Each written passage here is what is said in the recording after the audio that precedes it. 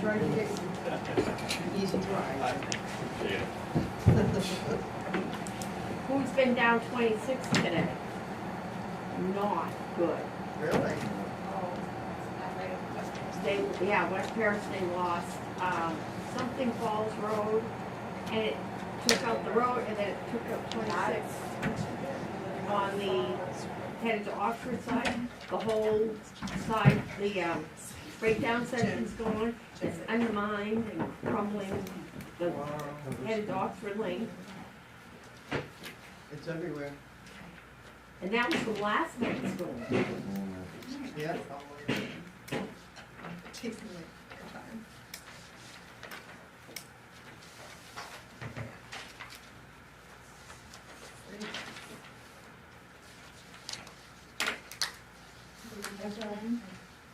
I have two. Water, notes, stuff.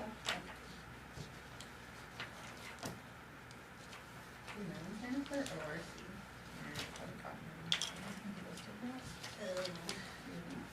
Oh, yeah, yeah, I wasn't my decision. Okay.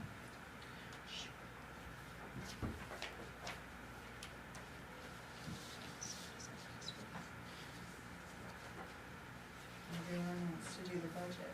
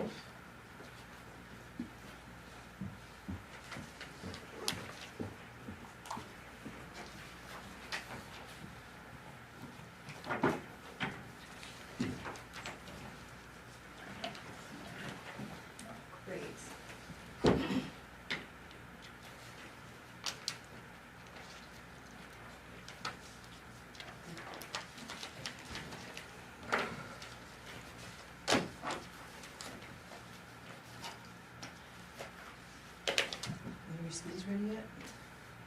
They are sitting in wax actually until like November when we take them out. Yeah.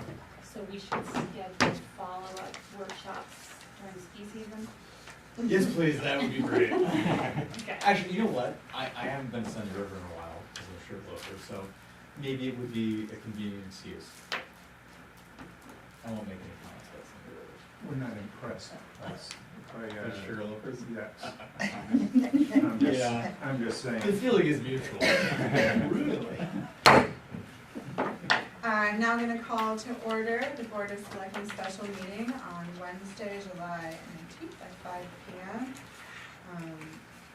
Before we, do I have to call quorum for this? Yeah. You can do a roll call or you can announce it. I am announcing that there is a quorum. And before we start, I'd like to clarify that to the public that this is a Board of Selectmen workshop, and though I am very grateful that each of you came to listen to what the lawyer had to say, I would like to conduct this portion of the meeting without comments from the public and just kind of keep it to select board business. We have questions that we want to ask so that we can do the will of the people to the best of our abilities, and we feel like we should kind of keep that to ourselves at this particular moment. However, if something is spurred inside of you and you must ask a question, you can email it to Natalie, tm@bethelmaine.org, or in the next portion of the meeting, in our regular meeting, you can make a comment during public comment, obviously. Okay? Zach? Good Welcome. afternoon, good evening, I'm at 5 o'clock. My name, just for the board, it's been a minute since I've been in front of this board. It's actually been more than a couple of years since before now was started. My name's Zach Brandwine, I'm one of the town attorneys. Our law firm, Bernstein Sure, is sort of the town's law firm. We've got a number of other attorneys who work on town matters. My specialty is general municipal governance, litigation, property tax issues. I also do a little bit of land use, so I can speak to that. You had come up with a list of questions for me, and I'll tell you, most of them deal with Maine's Freedom of Access Act law. And that's a sort of specialty area for me. I've litigated a number of cases over FOA, so I'm happy to speak to that. Happy to speak to all the topics that you've got on your list. I'm happy to take this in any way that you'd like. We can go through the list. I tell you, I've got sort of a little handout here for you all about FOA because it sort of touches on the majority of these topics. I don't really like to sort of go through a handout though. I don't think that's so useful. I prefer to have a discussion with you all. I'm happy to sort of jump right in, give you my thoughts about some of the big topics and pause and let you cover your questions. Or I'm happy to take questions right now if you just want to sort of fire away. It's up to you all and your access. Does anybody have a feeling on that? Are we doing code of ethics and policy and procedures, or just code of ethics? We're not doing any of those things right now, we're just talking to the lawyer. Oh, okay. I thought we had a format here, we wanna follow this format? Yeah, I mean, that's the format that I put forth and I like, but I was asking if anybody else had a different feeling. If I somebody mean, wants to interject something? for me, we'll see how it yeah, goes. for me, if we could just go through the format we have listed Yeah, here. absolutely. And if you give a little touch on each of them and. Yeah, certainly. So the first thing you'd listed was what are the roles and responsibilities of the town manager, the select board, and maybe the town meeting. So you've got down here sort of town meeting and you know, that. So I talked about all those together right at the top. So in a town meeting, select board, town manager form of government, the basics are the town meeting's the legislative body, right? They pass the appropriation articles, they pass the big sort of decisions that the town has to make collectively. The select board is essentially the executive body of the town, right? Like your core job is actually to manage the town manager. The town manager is essentially the CEO of the town. You all, I think the sort of maybe the easiest way to think about it is, you all are the board of directors and you oversee the town manager, and the town manager runs the town's sort of daily operations. You, in that management and oversight role of the town manager, you can set sort of policy directives within the bounds that the town meeting has sort of set for you, specifically in terms of appropriations. But you can set some sort of, you can give some policy directives to the town manager and ask the town manager to try and implement certain policies or achieve certain outcomes. But it is up to the town manager to sort of run the town. And under your own administrative code, I think it's section 5 or article 5 of the administrative code, the town manager is responsible for directing staff, appointing staff, hiring and firing staff, managing sort of the town office and managing town departments. I'll just say, one of the common questions I get from select boards is, well, who on the select board, how does the select board sort of manage, oversee, or direct the town manager to do certain things? And this often arises in the context of, well, you know, like, can one select board person direct the town manager to do X, or does it take 2, or does it take 3, does it take majority? The short answer is, you sort of have to act together. You have to act as a sort of a unified, or at least a majority vote, body together. Legally, no one select person can bind the town to any course of action. No one select person can say, the town is going to do X, Y, Z. No one select person could sign a contract on behalf of the town, for instance. The select board shouldn't really be doing that anyway, but that's a different story. You have to try to reach a consensus as a governing executive body. If you can't reach consensus, that's why you take votes. And through that action, through voting on orders or sort of action items, that's how you take action to ask the town manager to achieve certain outcomes or pursue certain policies. From there, it's the town manager's responsibility to manage staff, to manage town departments and operations, to try and achieve those outcomes. Again, you don't report to the town meeting, but you sort of have to act within sort of the most obvious thing is the appropriations set by the town meeting.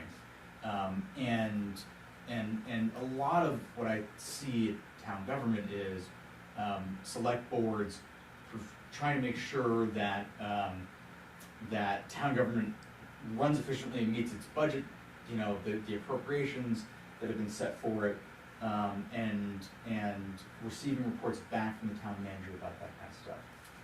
That's sort of the 10,000-foot view of the form of governments we've got. But I'm happy to, I just did a lot of talking at you, but I'm happy to answer any questions about all of that. So the biggest question is the communication between each other and communicating what we just spoke about. So to go in and visit the town manager and kind of get an update and kind of talk to her isn't appropriate. Yeah, I mean, I'd say there's no like prohibition on it unless there's something in your ordinance or in some sort of procedure that you have that prohibits that. But I would tell you that you pay us for legal advice. You don't sort of pay us for policy advice. But I'll give you the policy advice, which is, in my experience or from what I've observed, I think it is often much better for all of those conversations to happen at the select board meeting with the entire body, unless, and this is sort of the one instance where I see it working well, unless the select board says, look, we as a body are delegating authority to this one member to interact with the town manager on this topic, to receive updates from the town manager, and that one select person will report back at some point to the board at large. But I often, not often, it happens occasionally, see where select persons have sort of one-off conversations, and I think the not the risk, but the complication there is, not all of the communications are happening together in public, and the in public part is important, but it's really that it's not happening together as a body, that you're not all sort of privy to the same conversations. So my take is best policy is, yes, certainly together as a board, you should be having a conversation with the town manager. There are instances where it's appropriate if the board delegates authority to a select person to go follow up on some certain policy item or something like that.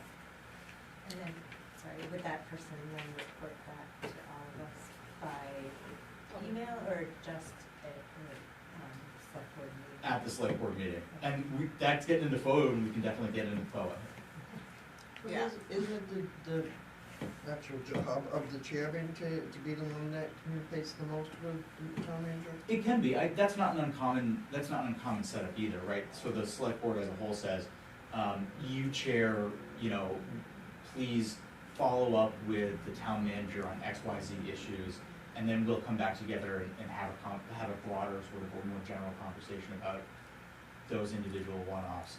But I would say that the best practice is to just sort of make sure that that's a consensus, that's a decision you've all reached together. Just understand what you're saying about the select board manages the town manager, and then reciprocating back a little bit along the lines of what Frank was talking about, communication, is that's our the town manager is our administrative hub. Would you say, or? Yeah, so I think in a lot of ways, the town manager is like an ex officio member of the select board, right? They sit on the select board, but they don't have any vote. The town manager is like the full-time select board person without the voting, right? She's doing all the stuff that you would all do if you were full-time, like members of the select board, you didn't have any other jobs, and this was your only responsibility. And so, yeah, I think that's a good way to think about it. This is like a technical legal point. I don't know how important it is, but for the sake of saying it, under your ordinance, under your code, the select board's only sort of legal task is to manage and oversee the town manager. You know, there's a lot that goes into that, obviously. There's a lot of, you know, you thinking about the direction of the town and thinking about what the charge is from the people that have elected you. But like technically, that's just sort of one job. And the parameters of that job are kind of given to us either by code or by whatever is set at annual town meeting and voted upon by the people. Yeah, I think that's right. And again, you know, you come to this, I think you come to your roles as select persons with, you know, I'd like to see X, Y, Z happen in the town. And you have some ability to direct policy along those lines, but because, you know, you are sort of also constrained by the fact that the town meeting sets the appropriations, and, you know, you're an executive body, but you're not, you know, you sort of have to act together by majority vote. So there's a little diluting, right, of your ability to see those sort of policy goals through, and that's for a reason. It's so that there's consensus building in the direction that you give to the town manager. I'll just say, so one example where this comes up a lot in my line of work, and the town hasn't had a real sort of legal case in a while, and we hadn't had an abatement proceed. I think any, but certainly not as straightforward or as straightforward. No, I've been- Oxford, I think the last time I went to Oxford was about a year and a half ago. Yeah. 2 years. Okay, so in my line of work, I represent a lot of our municipal clients in litigation, and that's often you know, that's one of the big decision points for select boards and town councils. Is you have a piece of litigation, the town's involved in a lawsuit, the town's involved in an abatement of property tax piece of litigation, and you know, you all are sort of the decision makers about what do we do strategically in that litigation. Do we settle? What do we settle for? Do we litigate this issue? And that's just, from my experience, that's one of the common sort of decision points that come before you all, and that involves a lot of policy sort of setting and decision making within the narrow context of whatever piece of litigation it is that's before you. This is off subject, but is there a quick answer as to what the difference is between a select board and council? There's not really, I mean, so like, that's a great question. No, that's a great question. So, in most municipalities, council is just another word for select board. In some municipalities, some much larger municipalities, the council is the legislative body. Yeah. Thank you. I was wondering, you had mentioned that, well, I guess in the context of your job, what are some of the pitfalls that you see, like some select board, like again and again, see select boards falling into, and like, how can we work with that? Yeah. So I'm happy to give you sort of a narrow legal answer, and Yeah. I'm happy to sort of, that might lead to a broader sort of best practices or policy Sure. issue. And this is gonna touch on FOA, so maybe it sort of leads us there too. Yeah. You know, FOA requires, means Freedom of Access Act requires, that you not have meetings, 3 or more of you sort of outside the context of a select board meeting, Mm-hmm. because that's an unauthorized, that's an unnoticed, not public meeting of the select board. And that's a real issue, because it's a violation of FOA, and, you know, from a policy perspective, you're sort of not allowing the public to view your deliberations. So that's the narrow legal issue there, that you want to avoid conversations except just between, you know, 2 of you out in the world. I think from a best practices perspective, again, it sort of goes back to, you know, having sort of one-on-one conversations out in the world might be sort of necessary or important, but beyond that, like, you know, 3 or more is you're sort of, not only are you violating FOA by having an unnoticed meeting, but you're also having a discussion without the other members of the board, right? And I see that as an issue sometimes. And, you know, to the extent that you have sort of individual discussions, maybe that's necessary, but, or one-on-one discussions, maybe that's necessary. But I think, in my experience, it is best to have those discussions as a group, right? As much of that as can take place together in an open public meeting, that's really important. You wanna always make sure that you comply with FOA, but you also just wanna, I think from a practice perspective, wanna make sure that you're having a deliberation, you're having sort of discussion together as a group. So when that doesn't happen, I Yeah. think that's a con. And then, I guess, is there any parameters on what constitutes a meeting? Because I mean, you saw, I had sent an email, hi camera, I had sent an email to the rest of the board, just giving kind of bullet points of like the things that we would be like working on, like no conversation, nothing like that. Yeah. And, like, is the best practice not even to do kind of like an FYI, just leave it all to meetings? So there's Should we move to 6 meetings a month? no, I don't think that's probably not necessary. You need to open my contact. There's sort of a gray area, there's a fine line, I guess is the way I put it. Scheduling, so first of all, let me back up. Any communication amongst 3 or more of you, in any form, whether you're talking on the phone, you're meeting at the grocery store, you're on email, you're on TikTok, doesn't matter what the form is, any type of communication between 3 or more of you is, outside the context of a meeting, is a meeting, and it's a violation of FOA. What the type of communication is important. So if you're just scheduling, that's fine, that's permissible. Okay. If you're having a substantive discussion over email about, like anything, that's an issue, that's an unnoticed public Great. meeting. Thank you. You know, there's a little bit of a gray area about like, if you're having a conversation on email about scheduling, and it's like, what are the topics?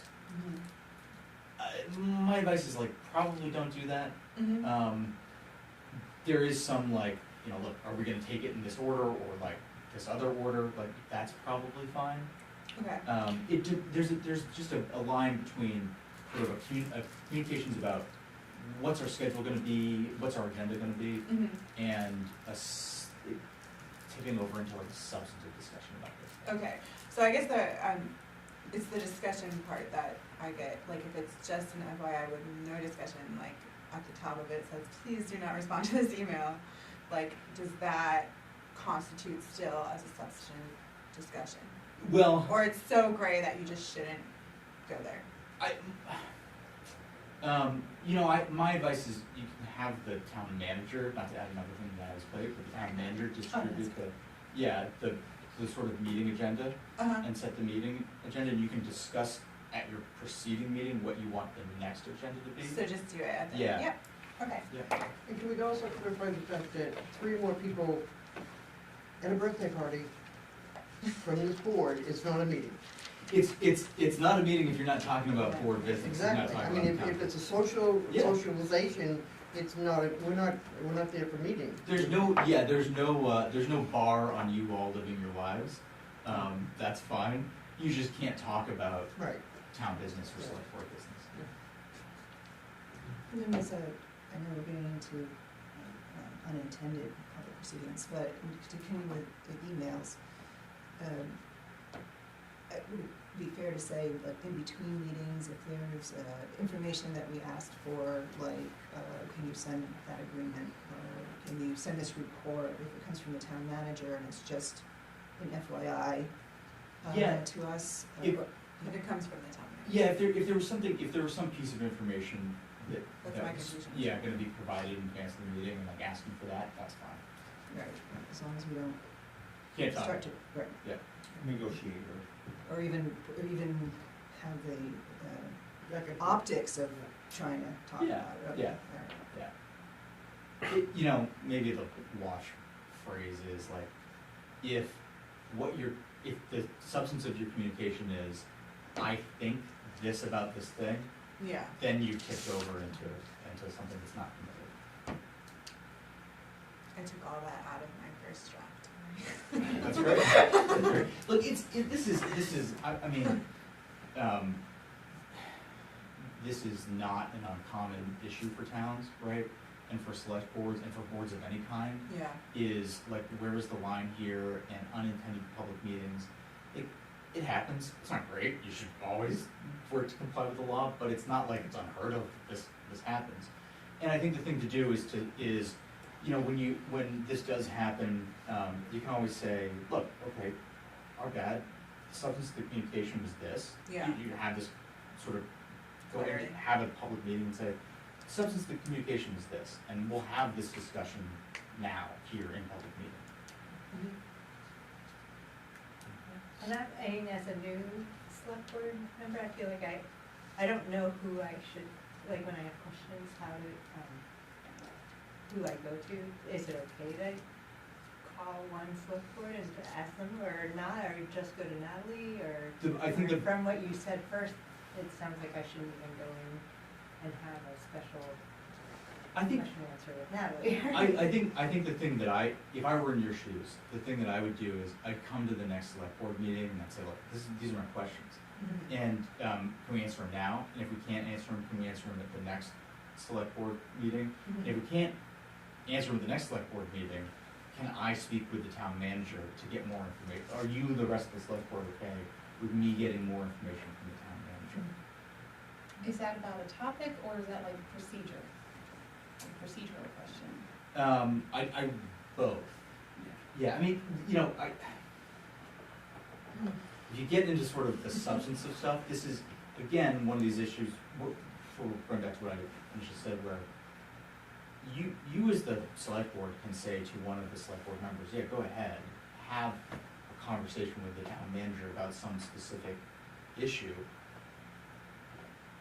It is best to have that discussion with the town manager in an open meeting.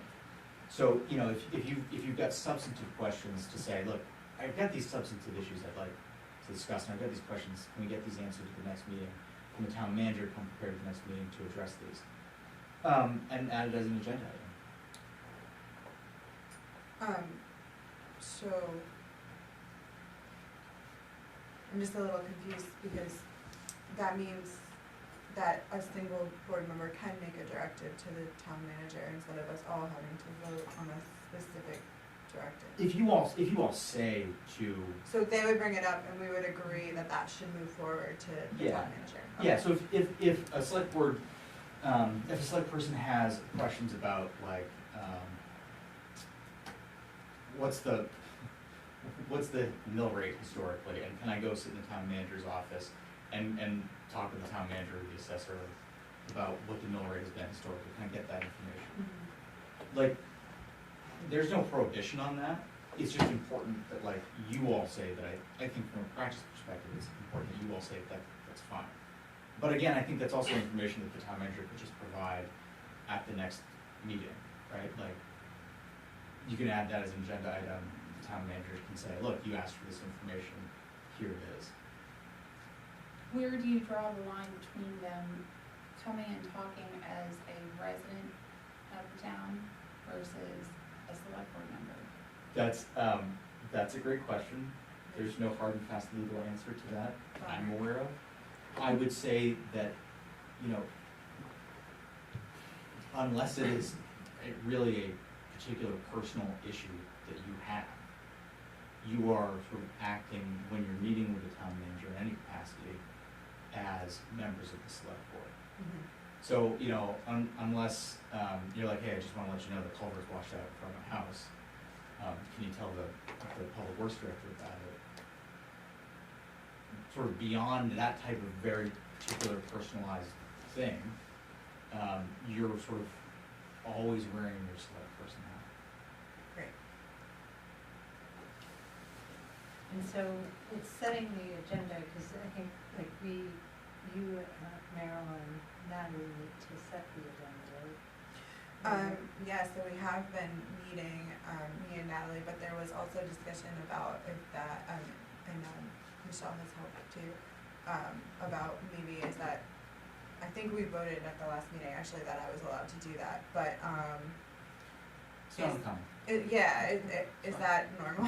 Yeah, Is it's that not, okay? in my experience, it's not uncommon. And you're right, we have this kind of trial period here until we do our rules of procedure. Mhm. And then in our rules of procedure, if it's gonna be standard, I think as I understand it, like you said, if we don't have it in our code already, then we just have it by consensus or vote that we can Yeah. institute that. I do think, I can't remember, I thought I read that your code said, does your code say that the select board should have rules of procedure? Yes. I know it says It that does. you can set the rules of procedure for other boards. Yeah, Okay. No, it definitely does, and all the other official boards should also have rules and Yes. procedures. It's a true fact. So with that, the actual rules of procedure wouldn't necessarily be an ordinance. No, they wouldn't be.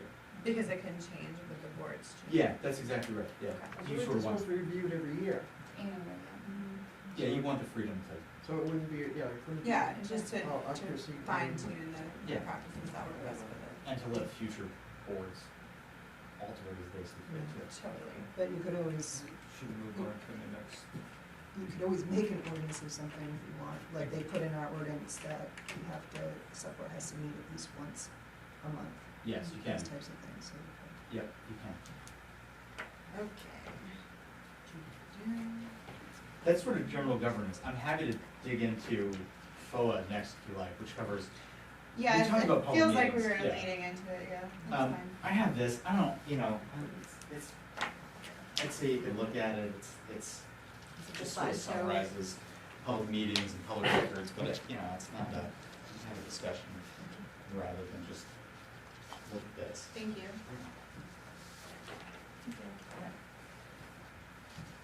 So,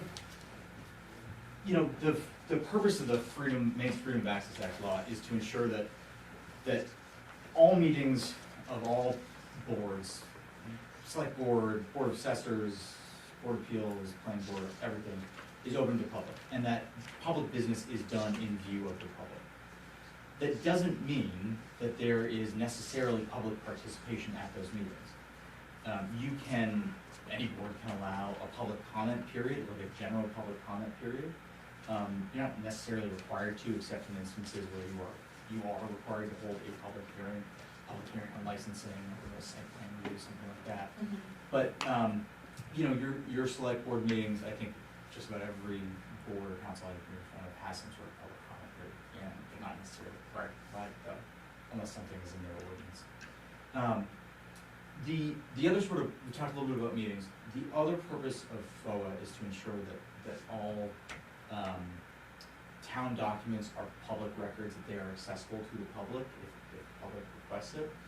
So if you are, the way this comes up, I think, in the minds of most board members, is if you are communicating about town business over your personal email or Facebook or TikTok or whatever, the substance of the communication is what matters, not the form of the communication. And if you're just talking about town business, that particular email or that particular sort of Facebook message or whatever becomes a public record. So, that's another sort of incentive for all board members to just have their discussions at public meeting rather than sort of communicating about public business. Executive sessions are the other big thing, I think that comes up a lot. The rule, the default is all business is done in public, except for the list of enumerated instances where you can meet in executive session. The big one is consultation with your attorney about litigation or, the board's legal rights and obligations, that kind of thing. You can meet in executive session with the code enforcement officer about a code enforcement issue. You can meet in executive session about labor negotiations, that is like a contract with a union, a labor contract. There are sort of employment there's an option for meetings regarding employment, there's options for meetings regarding sort of school discipline, suspension, expulsion, that kind of thing. I couldn't tell you off the top of my head what absolutely all of the exceptions are, but another common one is if you're discussing like acquiring property, you want to be able to have that discussion in private. Otherwise, you've got to have the meetings sort of out in the public, and going into executive session, you need to cite the part of the statute that allows you to enter so the public knows they're correctly using this particular exception. And in executive session, no paper, no documents, no notes, nothing like that. You just have to have the discussion. And you can't take any votes in executive session. You can reach a consensus, you can have a discussion, but then, you can give direction to whomever you need to give direction to, but you can't take a vote in executive session, excuse me. It's sometimes it's a judgment call about whether it's possible to enter executive session or not. The first stop on the train in determining whether you can or not is to get the town manager's opinion. Second stop is a call to our office, and we'll give you sort of our opinion about it and tell you whether we think you're okay to go ahead or not. And only the board can sort of initiate an executive session. You've got to decide as a board. You've got to take a vote, and we're going to enter executive session. So my question is, when you're in executive session and subject matter goes off of the reason why you went into executive session, as a board or as a board member, what do you do? How do you, what is your? Yeah, so that it's, well, you should limit yourself to the topic that you've entered executive session for. And you can always, if it's if the other topic of discussion is one that's appropriate for executive session, you can always notice another executive session and enter and have that discussion at a later point. But when the conversation starts to veer, you really should sort of say, okay, we're getting off topic here.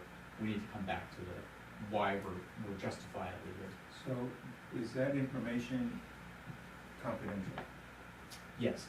You can't talk about you can't talk about it in public what you talked about in So executive session. if information if conversation is off executive session, reasons for being in executive session, that information is still confidential. Yes, you're still bound by the executive session.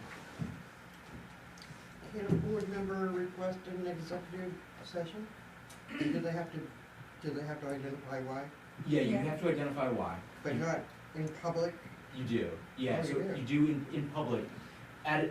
When you, sort of the procedure for going into an executive session is you've got to provide some notice for it, some advance notice, like you would for a select board meeting. So like, you've got a select board meeting first of the month, on the 7th of the month. On the first of the month, you say, look, we want to have an executive session next time on the 7th, and this is the reason why. And so it gets added to the agenda. On the agenda, it gets cited as, this is the topic, this is the part of the law that we're entering executive session for. And then on the 7th, you start actually in an open meeting. You start in an open meeting, and then in an open meeting, you take a vote to enter. But the scheduling of the executive session is still subject to, you still gotta provide some advance notice of that. So you couldn't, like, we get done today, you can't say, well, I wanna have an executive session right now. Yeah. Or I would not advise it. With the noticing and the defining of which piece of the law that you're gonna enter in, is there opportunity to provide a little bit more, like going to executive session for whatever it is for personnel reasons? Can you say for discipline of a town employee, or can you say, or do you just keep it right to that? What I'd say is, so what's sufficient is if you provide the citation to the law. So you say Title I, Section 405, 6, whatever the letter is, that's enough. You've provided enough notice of the reason that you're entering. Can you provide more? You could quote the language of the part of the law that you're citing, but I wouldn't go beyond that. I wouldn't say, and it's for discipline of a town employee, or and it's for discussion about this piece of litigation. That I would advise against doing. But can the board members know, so they're prepared as they go into the executive session? Yeah, I think generally, so again, the way I see this often is, there's an ongoing piece of litigation, and, the town manager's setting the agenda, and the town manager at the preceding select board meeting says, we need to have an update from the town attorney about this piece of litigation at the next meeting, we're gonna do it in executive session. Like, that's about it. And then it gets added to the agenda, and then you have the executive session.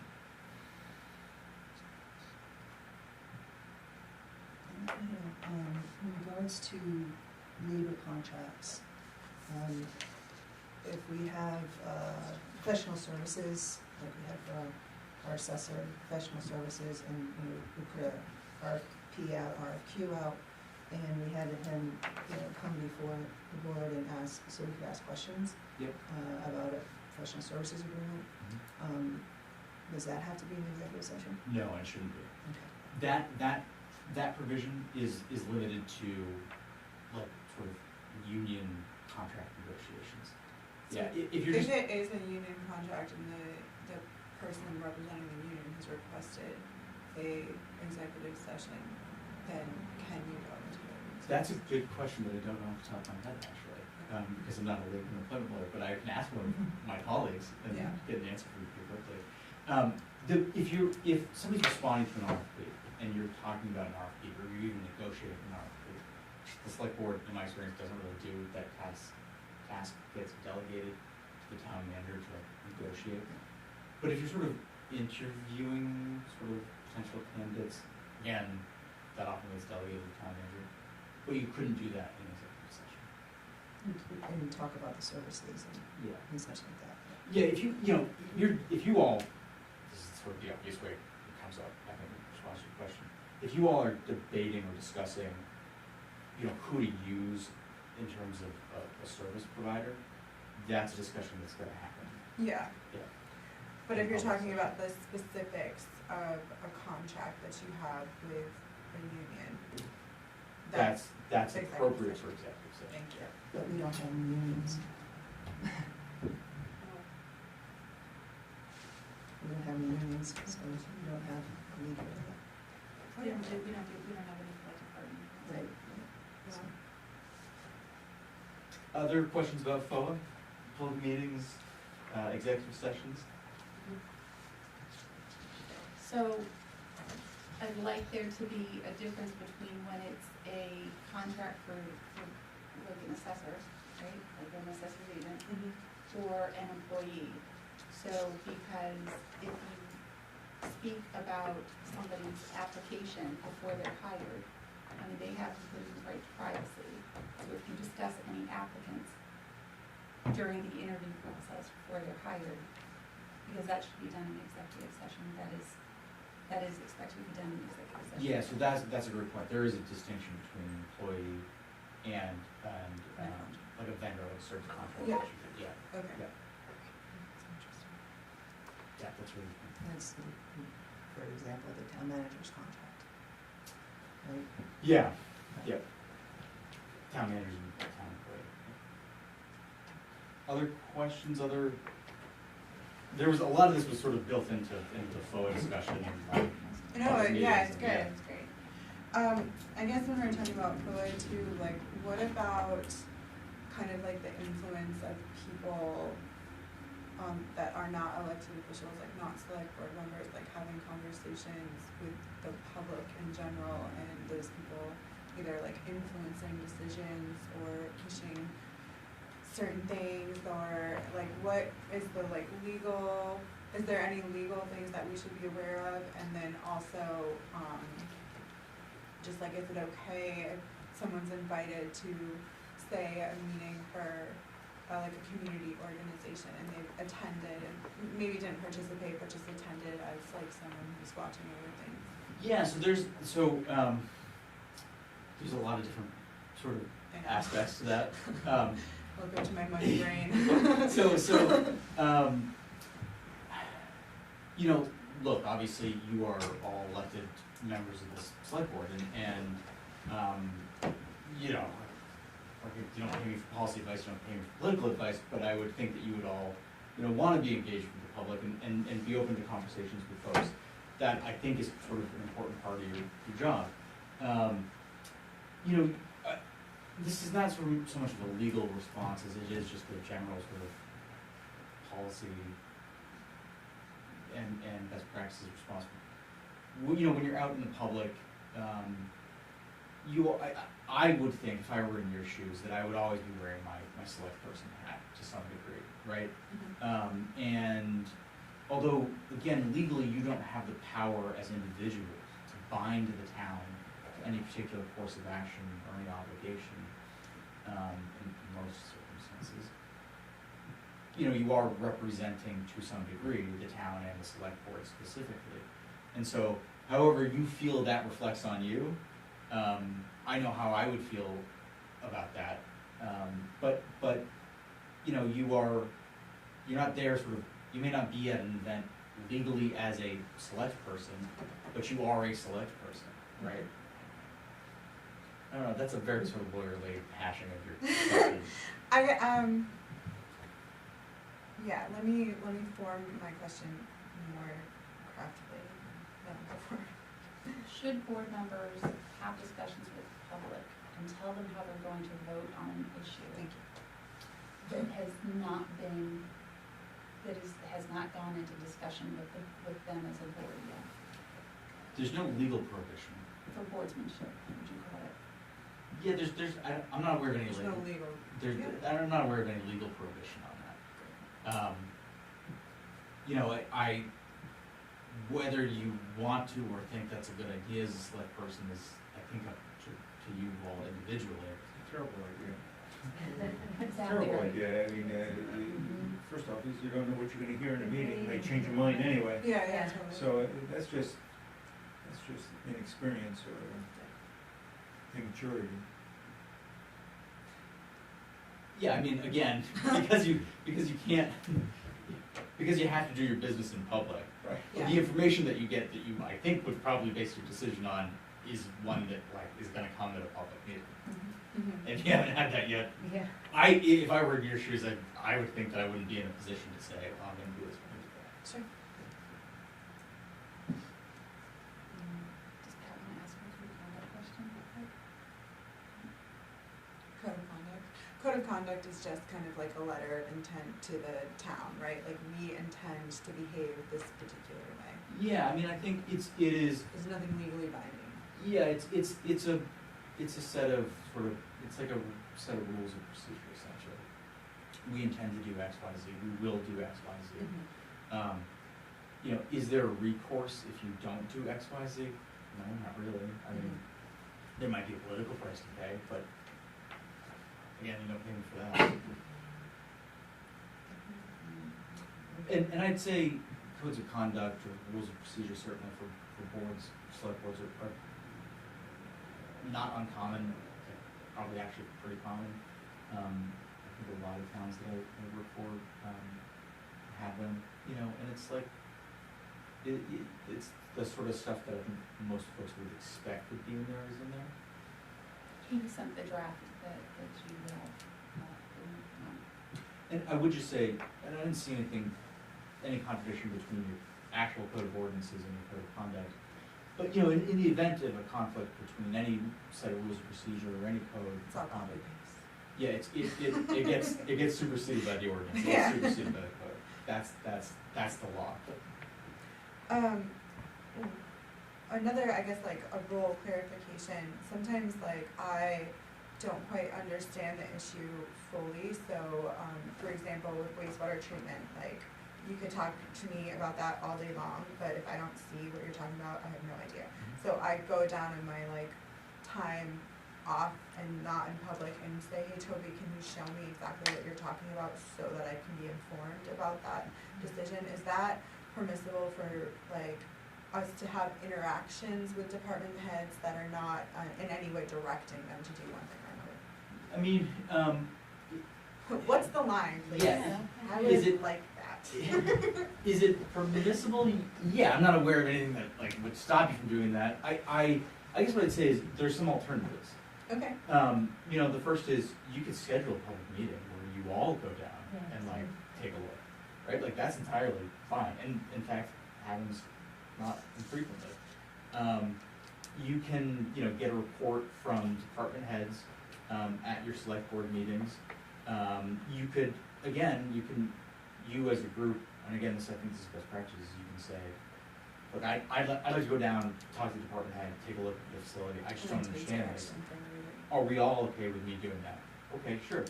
But again, I would think if you have the inclination, you can have that public meeting down there, and you can do the rest of your agenda too. Yeah. I don't know if you want to, but. Is that as a consensus, or does that have to be like a motion and a second and vote for each person? I would Question. do it as a motion and vote. A motion and vote, okay. Excellent question.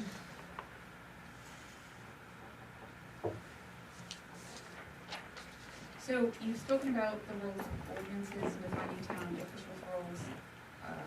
Can you address how that would be different from statute? Yeah, so the sort of hierarchy is state law, town ordinance, and then, rules of procedure or non-laws, so they get pretty squishy. But state law supersedes town ordinance if they conflict. But I'm not aware of any, there may very well be in your code some conflicts between the town ordinance and the state law. That's like not that uncommon, that's probably true of all towns everywhere to some degree. But yeah, the state law controls, to the extent that there's no conflict between state law and the town ordinance, you follow the town ordinance. And state law often means a devolved system of government, which means basically the standard is that the state legislature has pushed most of the governing down to the local level, most of the governing down to the towns and cities. And other specific state laws often allow for towns to do their own governing on whatever that particular subject is. So the state law may say, unless a charter or town ordinance says otherwise, the standard is the select board decides, or the standard is the town manager has the authority to do whatever. There's plenty of laws in, it's called Title 38, which is a set of laws that governs local governments. There's plenty of statutes in Title 38 that do sort of that within a specific area. It pushes the responsibility down to the local government and allows the local government some flexibility in setting policy for its own town ordinances. When we talk about home rule though, with those statutes, just to continue to kind of follow the standard of you can make it stricter at the home level, not looser. Yeah, so I'd say the way to sort of, I get what you're asking with your question. Yeah. The way to sort of frame it maybe is, there's a standard that the state law sets, and you can't deviate from that standard, whether it's stricter or looser, sort of however you. So you still have to meet the standard. Yeah. And then you can add things to it if you want. Yeah, and again, I think there's plenty of statutes that say basically, Follow the statute. yeah, the default is flexibility.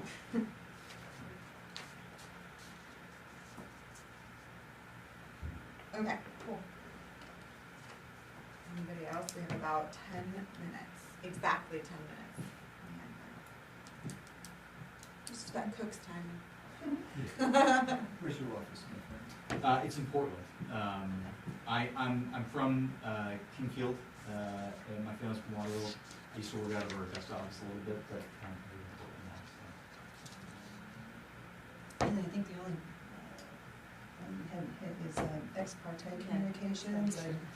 I don't know if everybody's familiar with it with the planning board, but is it even possible for select persons to have ex parte communications? Or? This is a good question. So I have recently had this conversation in different contexts. I want to give you the, to me, the interesting, legal thing here, and I'll try and answer your specific question. The select board, no town council has the legal authority to direct the actions of the planning board or board of assessors or what have you. Those boards exist independently for a reason. It's so that they can make decisions about the issues that come before them free from your influence. there's actually nothing that, after like hours and hours of research from one of our junior associates, there's actually nothing that we've found in main law that actually says that.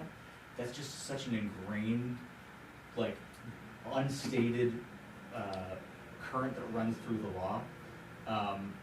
Maine Municipal Association has said that in 2 of its guidance manuals, Yeah. but it's unsighted, and so it's just this background that it is. Your question is, like, can you have an ex parte conversation as a select board member of the planning board? No, not technically legally, but it's still not wise to Can do you so. explain what that ex parte is? Yeah, Right. so it's an unnoticed public meeting. It's what? It's an unnoticed public meeting. Okay. It is, and for specifically in sort of the context of a planning board or a board of appeals, or even, this board does some licensing, right? Yeah. Yes, okay. So when you've got a license application that comes before you, you're not so much an executive body as you are like a judge, right? And if you, an ex parte conversation is really a conversation between one of you and the applicant outside the meeting, right? Or an abutter that's opposed to the license. That's much more common in planning boards and boards of appeals, right? Because they only deal with those types of, those applications and parties coming before them. So, you know, planning board members should not be having conversations about applications with anyone else, like period, full stop. Can you, as a select board member, have an ex parte conversation if it's not an application that's in front of you? Like, maybe not technically legally, but like, it's not a good idea because the planning board member that you're talking to is having an ex parte conversation, potentially. And if you take it and apply it for when the select board is perhaps acting in a judicial manner, like if we have a permit in front of us, I guess that's probably the only situation as, at this level, as we're not crossing boards. That's right. Okay. You cannot have, if you've got a license application in front of you, you cannot have a conversation with the applicant or somebody else outside the public meeting, and you should definitely should not have conversations between, even one-on-one conversations about the license application. That is. Would the same follow for like contracts and things of that nature? Yeah. No, because you're not, it's, you know, if you're sort of responding, if you're considering responses to an RFP, Yeah. it's not you're still acting as an executive body, you're still making a decision about, Okay, do we purchase this thing or not? sure. Which is a little bit different than acting as a judicial body, which is, we've got this person before us asking for this thing, do we give it to them? Yep, okay. That makes total sense. I got a little bit of a question here. We had a situation with somebody that wasn't following some ordinances, and the code enforcement officers having trouble communicating, and it was, from my point of view, it was just a cluster mess. I bumped into that person and suggested that he get with the code enforcement officer. He was trying to help him. Yeah. And, you know, I thought that the situation could be resolved very easily if he would communicate with them. Yeah. And I know that for a fact, that he wants to resolve. Yeah. No other information. Yeah. Nothing, no, nothing, just try to take care of it. That's not uncommon, yeah. But it's not outside the law. It's not outside the law. It's not uncommon for those types of things to happen. I think maybe the thing to clarify in that situation is, look, You can't do anything about it. I can't do anything about it, I'm telling you, Right, person, this is exactly. just in your best interest. But, you know, you gotta talk to the CEO, and if it sort of comes before us as a board, we're gonna make a decision as a board, right? Just maybe in the context of litigation, but, yeah. Awesome. I think we have time for one more question. Anybody wants to? Put the nail in that coffin. Anyone, anybody? Nothing? How's mainly provisions in Hayfield, is it good? Is it nice? Yes. You know Yeah. why she's having that question? No. We're getting one on Main Street. Oh, really? Yeah, they're doing it right now. Oh, wow, nice, that's great, yeah. Awesome, well, thank you Big so ribbon. much, Zach. I'm very happy to be here, thank you for your time. Yeah, you got a great town manager in Natalie, and, I'm happy to help, you know, either just call away. Thank you. Thank you very all, much. yeah. Thank you.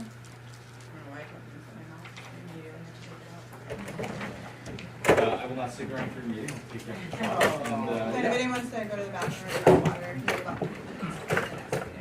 Can I help, Lori? Totally. Thank you. Okay, director. Have a good night. Thank you all. Thank you. Thank you. Yes. I'm sure we'll be. Yes. Bye. That's helpful for me. Who are you? Especially when Remember me? Totally, right, yeah. Yeah, How you doing? Yeah, right, yeah, I I'll remember. read it and I'll That was- totally interpret Was it. that 2020?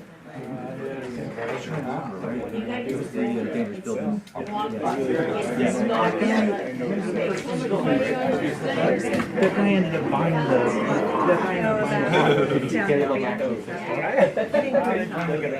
It's all good,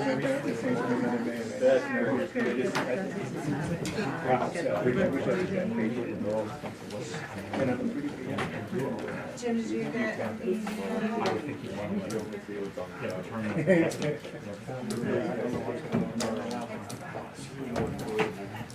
Hey, that's it.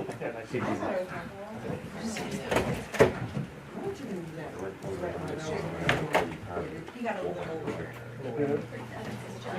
Oops, sorry. Do I come too close to the? Yeah, I mean, it's just like in the way. I'm very coordinated. I am not. I'm quite Okay. You know, you don't have to like word comments. You don't make sure your word comments on here. Check it out. So Meryl. Yes, for darling. Complete disclosure. Yes. I'm gonna go like this. If I'm going like this, Natalie's trying to get your attention. I know, I like that. Okay. You did it last meeting and it was So- for me. Yes, yes. Thank you. Sounds good. That was right. Moving the mix. Okay, good. Oh, you meant to fantastic. We got it. I used to buy them. Oh, wait. Hey, Amy. You just missed this place so much. You wanna come back and hang out more? She's here because we're discussing the budget. Oh, yeah. The list can pull the things up. It will be up and running. I mean, if you tell me that. No. You don't do what they say. You do what I say.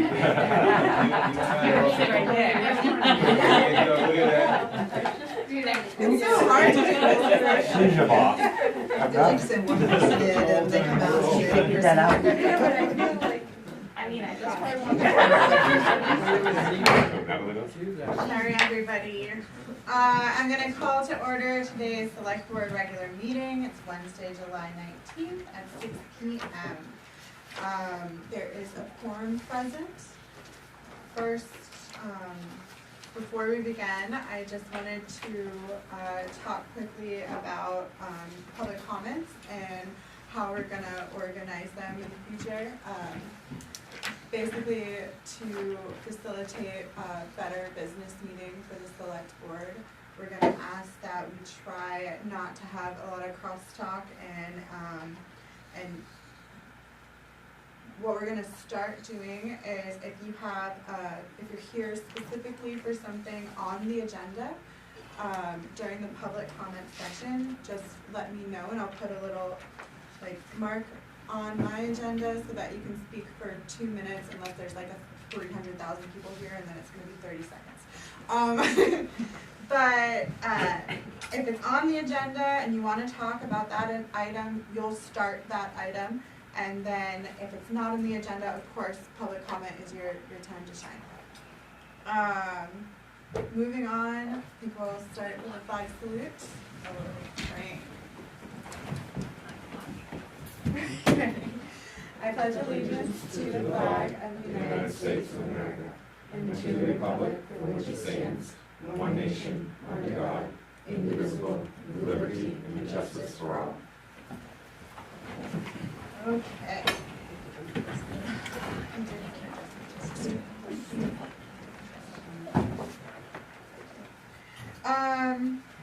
So, section 3, public comment. Is anybody interested in speaking to any of these agenda items? Is anybody interested in having their own comment? You don't have an agenda? I don't know what's on the agenda. Sorry.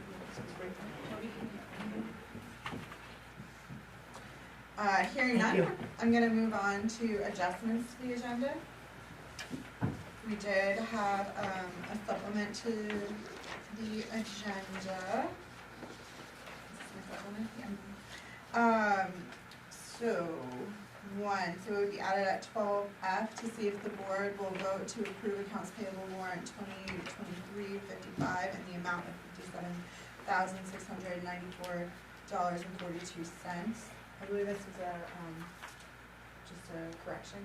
No, this is actually added to pretty much wrap up the year, so anything from Oh. reconciliation, instead of waiting for another 2 weeks and then Okay. having to do it before the, she has to get ready for the annual audit return. Excellent. I'll move that we add that agenda item. I'll second it. And this supplement was posted online as well. Excellent. It's public. Okay. All in favor? Alright. And then I have a second supplement to the agenda. It's gonna go under 12G to see if the board will appoint Kingston Brown as the interim CEO.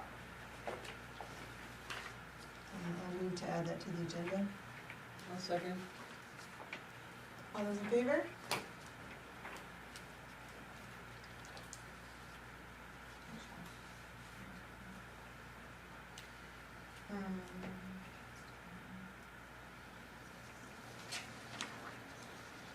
Alright, moving on to public hearings, there are none this afternoon. So, action on the minutes. Did everyone get a copy of the minutes? Yes. Are there any adjustments? There we go. They're so long. Good job, Jeff. I just had a correction, and it's my error on section 13. And I shared information about the assessor's update. I stated that the meeting to commit the 2024 taxes was going to be September 15th at 8 a.m. It's actually September 13th.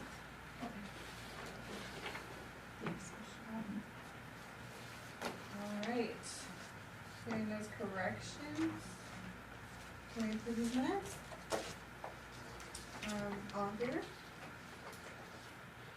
Great. Who made that motion? Oh, I'm I didn't hear sorry. that part. I didn't think I did. I thought you did, I'm so sorry. Second? I'll second it. Excellent. All in favor? Alright. 7, acceptance of grants, donations, reimbursements, or sales of materials. There are none today. Which brings us to our town manager's report. Thank you. So regarding the concern, did you want printed copies? Yes. Did you have copies? Thank you. I'll talk real slow.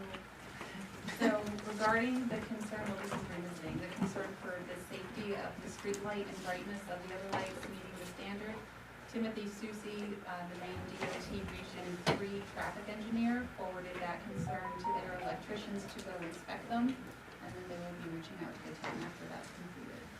Is that the bridge lights? That was In that corner, yeah. yes. I noticed the bridge lights were on, so that's great.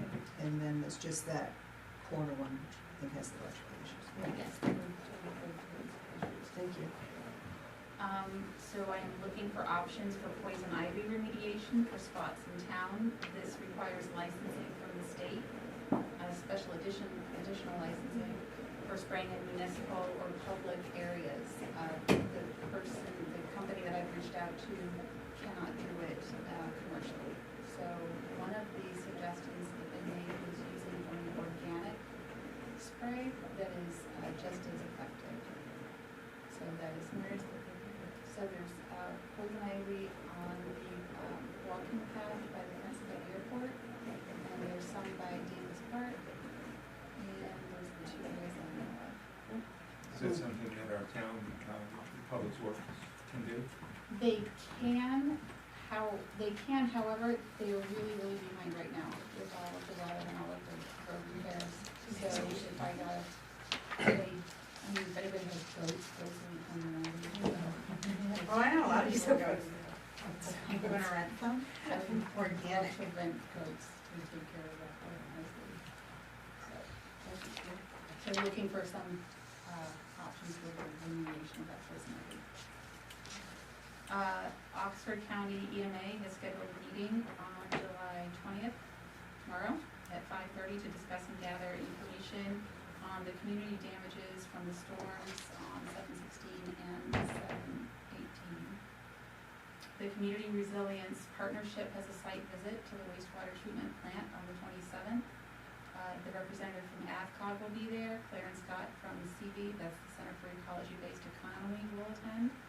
And they will be discussing the wastewater facility weatherization and future projects. So also on that day, Zach Dumont from General Code will be here providing training so that we can start getting the code book publication completed. And Tabitha Stewart has resigned from the ORC. That resignation came after the board voted on what was proposed. So we need to make a decision on how they want to handle that. The wastewater treatment plant, the company that hauls the sludge damaged the building this week.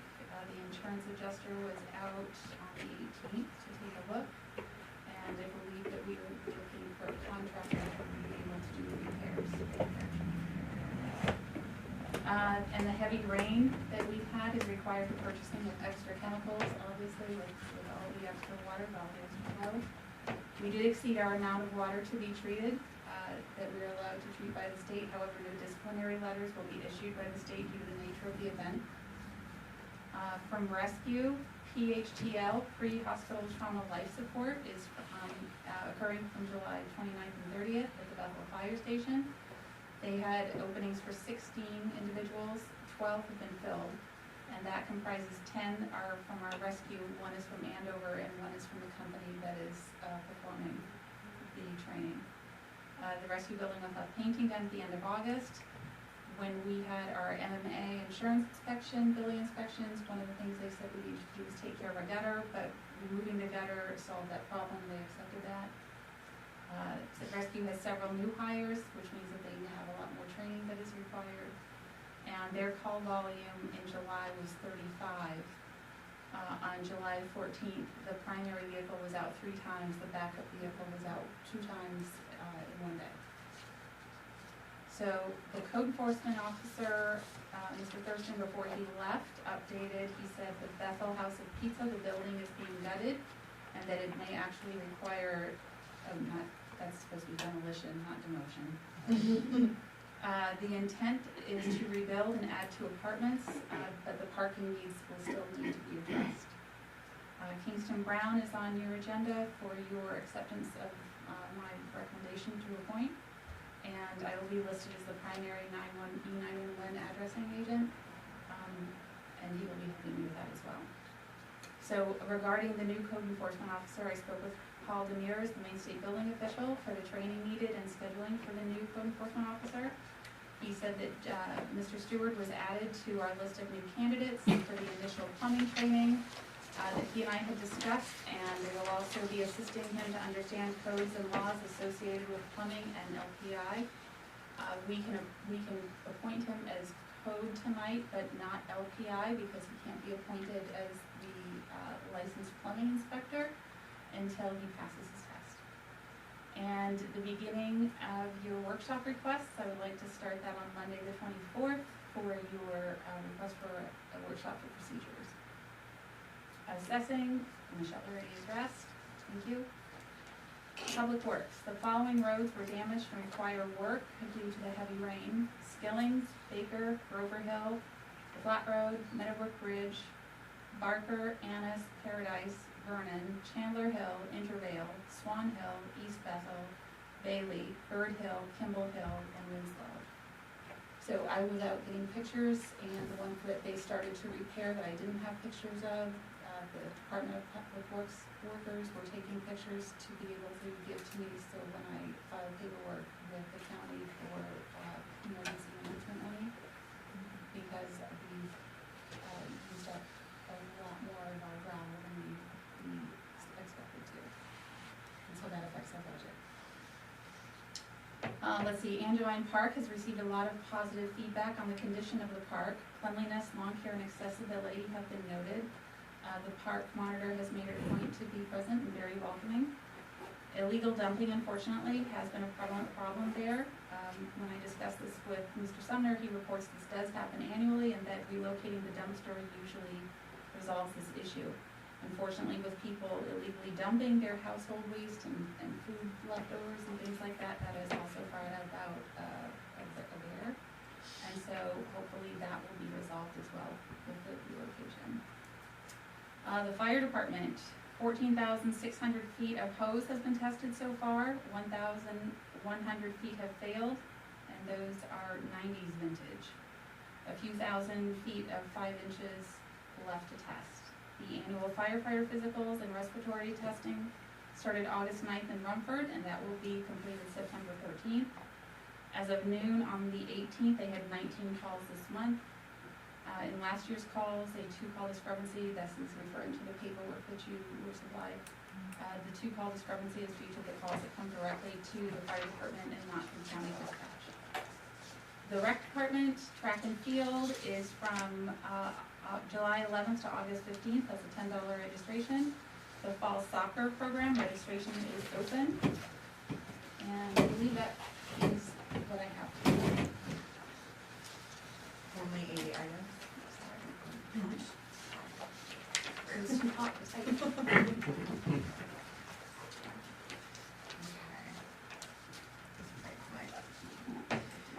Okay, on to board and committee reports. Do you have someone here from Bethel Rec? No, we do not. Okay, well, then we're not gonna hear from Bethel Rec today. There's no old business, so moving on to new business. 11A, opening of bids for 5 White Court. There were no bids submitted. So, moving forward, I discussed with Mr. Sumner some options. We could outsource the demolition and removal. The town clerk did reach out and get a couple estimates for that. Another option is that we move it to, the airport lot over there, well, it's called the airport lot, but over there by the Department of Public Works. And they will demo it and take care of it. But the important thing is to get it off that where it's situated now. Who would be in charge, right? We are. I'm gonna move us into the next agenda item so we can discuss that. Oh, yes. Yeah. So, 11B is discussion and possible action on the bid for the mobile home at 5 White Court. So we can have a discussion. I'm sorry, go on. So what I would like to do is to have a little bit of time to do a little more digging into some options that would be less costly. The 2 estimates were a lot more expensive than I thought that they would come in. And I would like to try to solve this problem before we get this coming in. What were the estimates again? 9,000 and 6,000. I thought moving it to Public Works is what the plan would be, or you're That's what I would proposing. like to do. Yeah. And when does the rent start and why, we don't have a contract as far as. We do not, the rent started when we foreclosed on it, that was in March 1st. And the rent is $225. That's not a lot of money. Yeah, but we've already paid the tax Yeah. owed on it. How much does it cost, do you know how much it costs to check for asbestos? So that our public works. So when I was talking to Mr. Sumner, he said that the town actually had dealt with this issue with 2 mobile homes before that were of the same time frame. Yeah. And that it was not an issue. Cool. What, I'm sorry. what- Asbestos. Okay. That's So the home itself is not usable? It is currently not usable as a mobile home probably, but it could be a, It's like Could an be a office or shed. something, yeah. it could be a shed, it's in pretty deteriorated shape. Do we have any information, I'm a new member, so I'm not fully caught up where you guys are. And we've exhausted everything, particularly with the legal realm, that this is our problem. This is our problem. And they are allowed to charge the town rent. According to the attorney. Any discussion on what it takes to move the trailer? Does it take a private company to come over and get it? Yes. That's what those bids were for, No, I that thought was- it that was was to tear it down. Demo. Oh, on site? To demo and get rid of it. Oh, I thought it was moving. Yeah. So you'd have to have bids to move it? So you could, to move it, yeah, you have a request bids.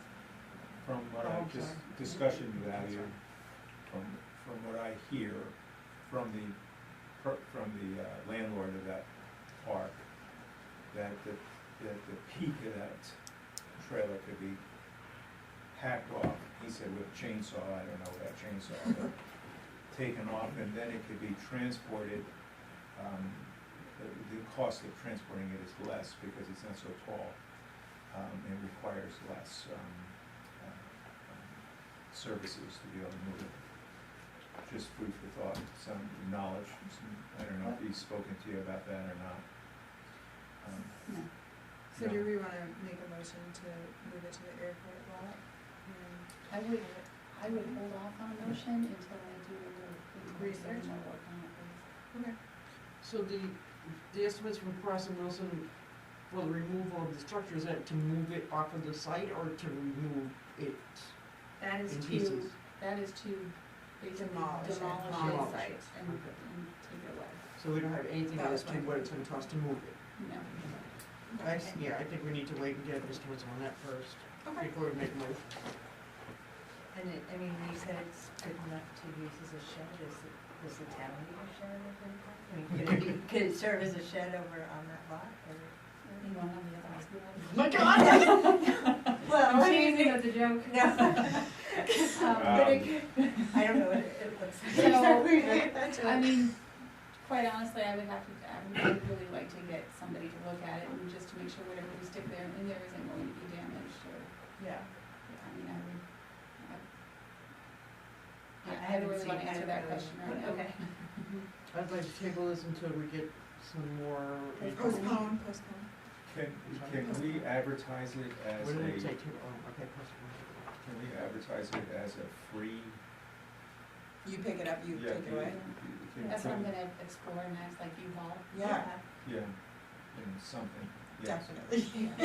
You know, somebody, Yeah, some there's a farmer couple might names say, you that know what, people that would be a usually perfect, contact. Oh, darn. something, I don't know. Maybe that's where we We don't keep need the those. goats for the night. Oh, there you go. All right, so I'm going to rephrase it and say we're gonna postpone this until we get more information. Is that right? I'll second it. Thank you. All in favor?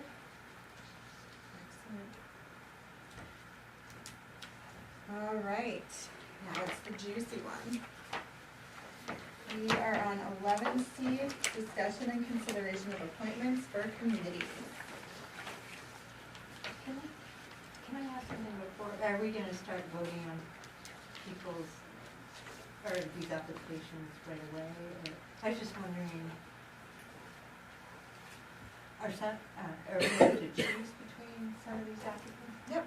Guys, are there criteria that we're gonna use to make?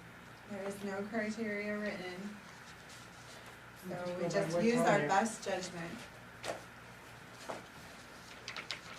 Is that something we can? In policy and procedure and code, policy and procedure, we could, set a precedent for ourselves, but it could be changed at any time. But yes, it is definitely possible. We're gonna go by the board itself or by the people? I think we should go by the board itself. That's my personal opinion. By the board. By the board, each board. Maybe 3 or 4 different boards here. That sounds acceptable to me. Acceptable to you guys, okay. I guess let's start with, I guess the Bethel Rec Board. Candace, Yes. are you from Greenwood? Is your residency Greenwood? No, It's not. I just get my mail at the Greenwood Post Office because Well, that's too bad, Candace. I'm looking at a house that's on the other side of the power lines, so it puts it in Bethel too. I'm sorry, say that again? I'm looking at a house Yeah, that's on the other side of the power lines, which puts it in Bethel. okay, got it. And so it was easier when I was looking to set up a post office to set it up over in that area rather than. Okay. Perfect. So that means the Bethel Rec Board, the vacancy for the Greenwood resident, we don't have any applicants for that position. So I'm gonna move down to the Bethel Rec Board. There's one vacancy for any residency, and we have 2 people in that contest. We have 1 Candace and 2 Travis Brooks.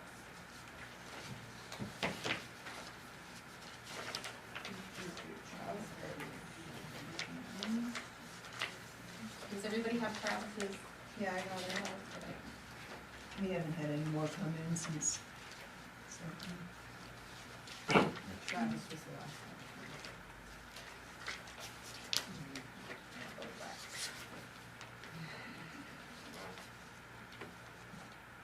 Oops.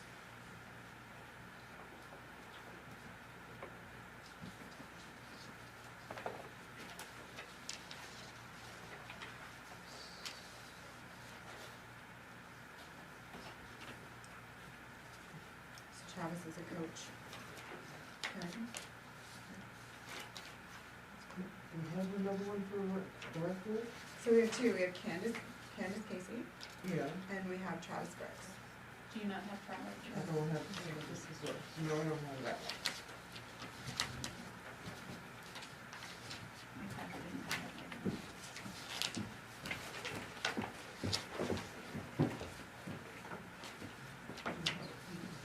Do you need a copy? I've already written mine. Oh, thank you. Yeah,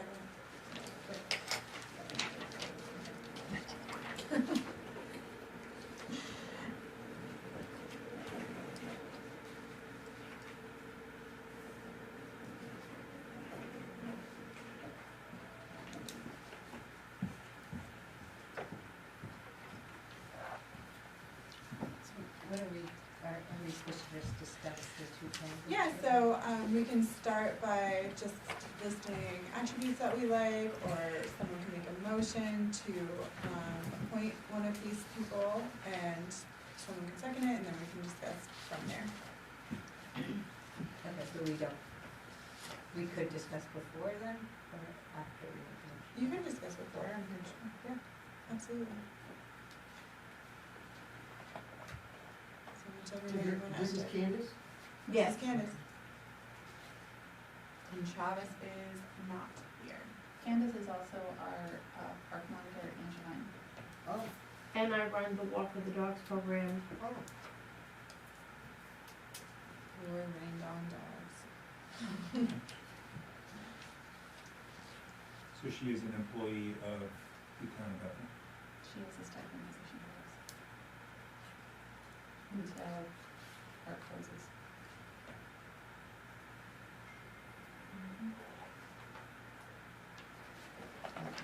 I'll put a motion on the floor, so. Yeah. I guess to start with. I move to appoint Travis Brooks to the Bethel Rec Board, term until 2024. I'll second it.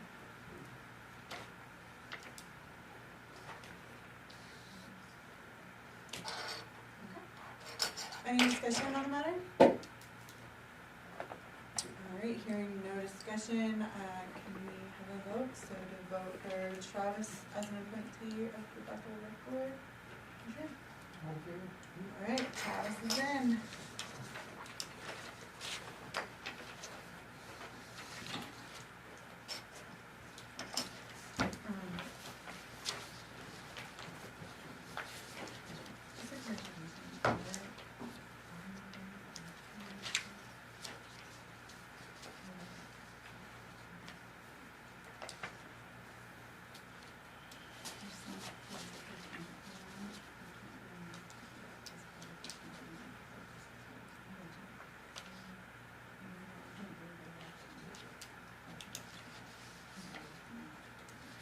Just so you guys know what I'm talking about, I'm concerned about Casey, because you're a stipend employee, your presence on the board, I'm worried that that is not okay. Where there would be a. Where there might be a conflict, because if you were on like budget, you would be, getting to speak on your own payment. They can be on budget, depends on the fire chief is on budget. Thank you, Amy. Okay, great. So I'm just making that clarification before we moved on, so I didn't get us into hot water. Well, the thing is that the rec board has no connection to Oh, yeah, no, no, any no. part, okay. I was just worried about, the next one coming up. So the next one coming up is the Bethel Budget Committee. There are two separate positions. One is for 1 year and the other is for 2 years, is that correct? Yes. Okay. And we have many applicants. So we have, Lori Swain, Jody Everett, Dana Wilson, George Angevine, Lloyd Sweetser, and Candace Casey. I'd like to make a motion that we accept Dana Wilson's application. Second. Any conversation? That was Michelle. For which one? Or just one of the positions, we'll do another one after. This is for the term for 2024. This would be the term till 2024, Frank? Yeah. Or 2025? 24. 24.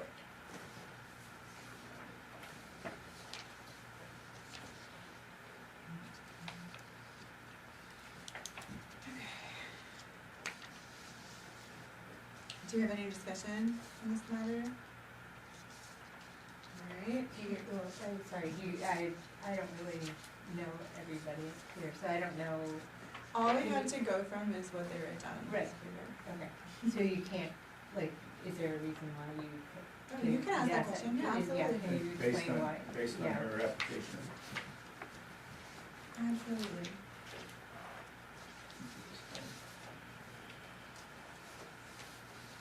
So could we have other nominations, or we have to vote one at a time? You can make other nominations, Okay. sure thing.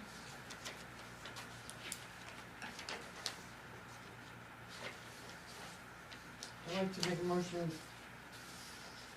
to have Lori Swain on that term. On that same term? Yes. Okay. A second.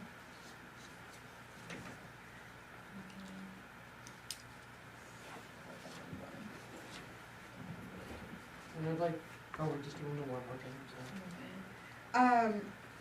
Any other nominations for this competition?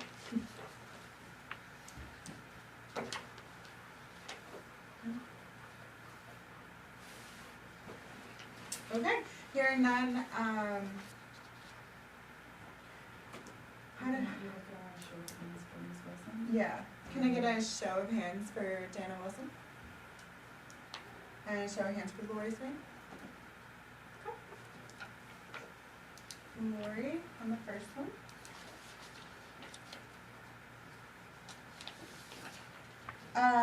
Bethel Budget Committee, again. So we have Lori out, so we have Jody Everett, Dana Wilson, George Angevine, Lloyd Sweetser, Candace Casey. Do I hear any nominations? Wait a minute.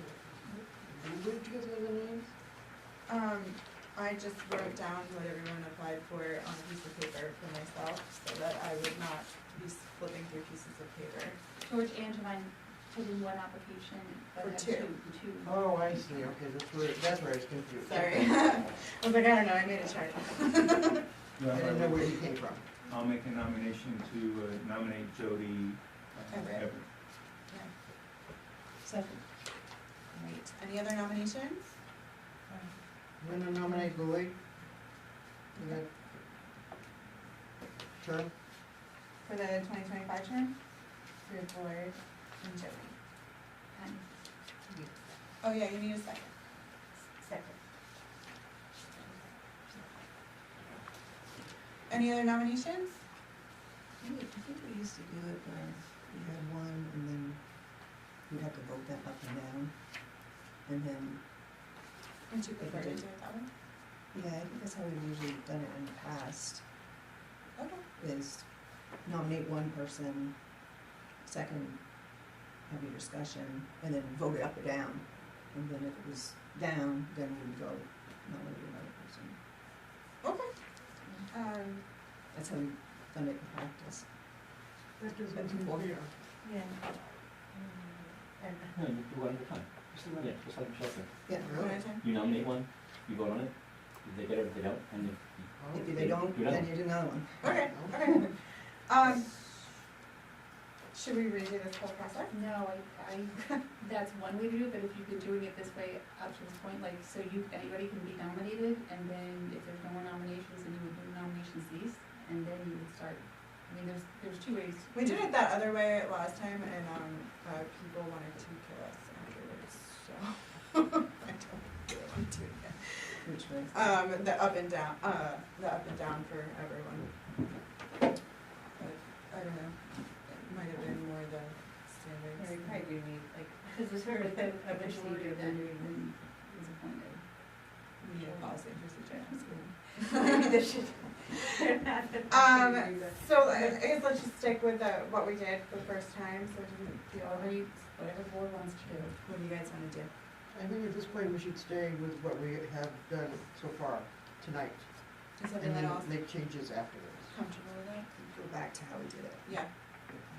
afterwards. Where it's just up or down votes. Yeah, because you could have, 5, and then there's not a, Oh, cause like the consensus can't- can be met, yeah. yeah, you can't, True. you No, get, I understand what you're we saying. put everybody on who put in an application. But then You feel good?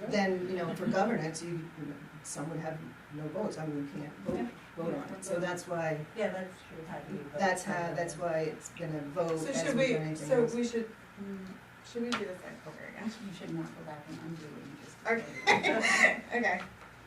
So I'm gonna say, how would we like to do this? That's kind of mean. That's not all I do. We have to just. It's okay. So I guess we're just gonna vote, I'm sorry, who are the two that So were? Frank and Michelle, Jody. Jody, and Lori, and Sarah, and Okay. All those in favor of Jody Everett? All those in favor of Lloyd Sweetser? Okay, Jody Everett.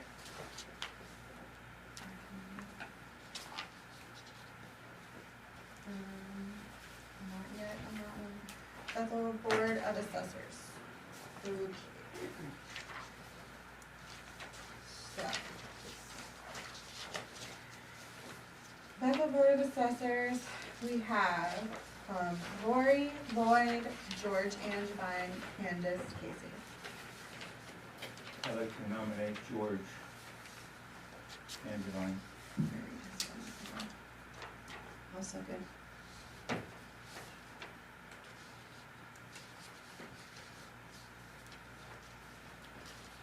I'm making nomination of Lloyd for the position.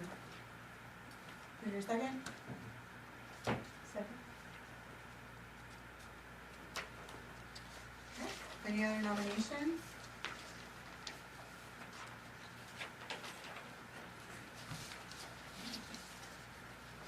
No, hearing none? There were 3.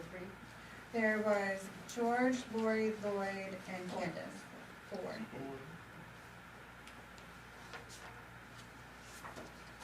So hearing none, all those in favor of Lloyd Sweetser, raise your hand. All those in favor of George Angevine.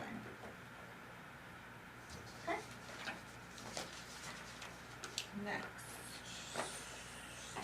School board, this one should be pretty easy. Okay, so for the school board, we have two applicants, we have David Jones and Candace Casey. I think personally, and you all can disagree with me, David Jones was on the ballot, and out of a technicality with the person who came off the school board, not leaving until July 1st, he didn't kind of receive that position, but people have already voted for him, so I feel like that should facilitate him being in that position. So for that reason, I am nominating David Jones. I'll second. Anytime we don't have to make a decision, I think it's good.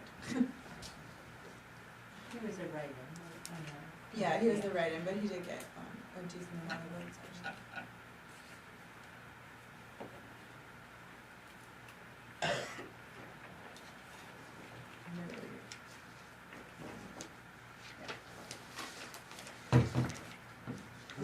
Any other nominations? So, all those in favor of David Jones for the SAD 44 school board vacancy until June 2024 election? Oh, and that, the assessors is also until the election too, just so we all know that, cause that's a elected official position. So they're just kind of an intern filling in until the people get to choose who they want in that position. All right.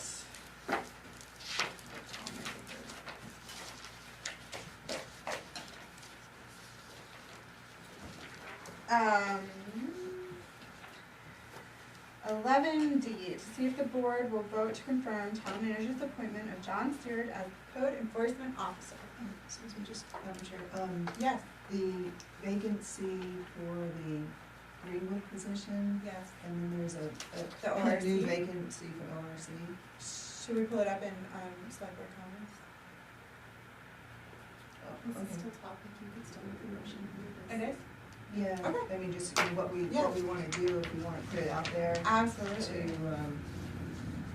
see if we get some more applicants. Here. Okay.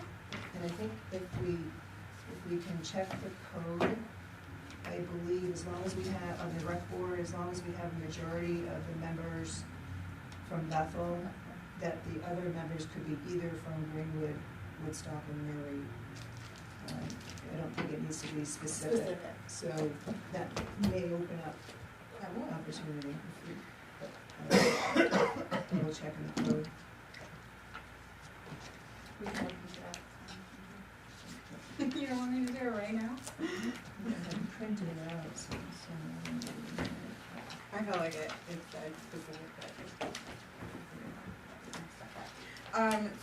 So are you making a motion to advertise both the ordinance review committee position and the vacant Bethel rec board position? With the terms that whatever they decide is correct?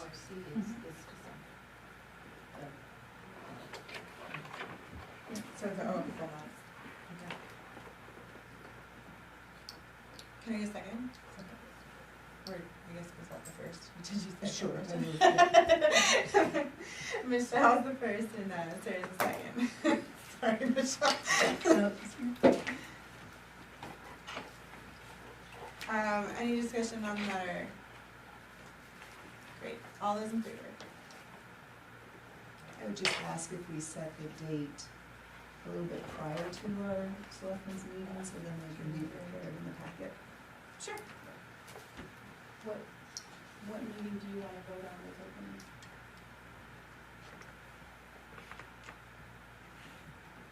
Oh, do you, Second meeting in, August, yeah. second in August?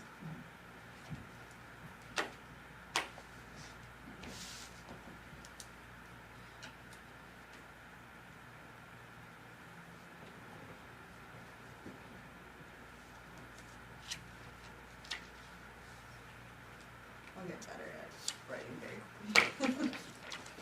Alright, now on to 11D, to see if the board will vote to confirm the town manager's appointment of John Stewart as the code enforcement officer. So moved. Wait a second? I'll second. No. Is there a second? Any discussion? I think in your town management report, you filled it in, so, is he here tonight? I'm sorry, I don't know. Nice to meet you. Nice to meet Yeah. you. Thank you. So when was the timing on having your licenses again? Was I think there was, as we're working on for the candidate, I think we're at 6 months, was it? So, yes, for the 6 months, so if he passed the law part in either the subsurface or the above water or below water, if he passes those two things, then he can start practicing. And so they understand that towns need to have a code enforcement officer. And so they're actually doing some one-on-one training with him at the state to help get him in line to take his tests and push those through. And so he has 6 months for that, if he'd be able to practice, they give him a waiver after he does that in order for him to get the rest of his training. The other training, he has up to a year to test and pass a test for LPI. So the interim is here for how long? Until he gets his LPI? Until Mr. Stewart's Oh, up and right, running. right, okay.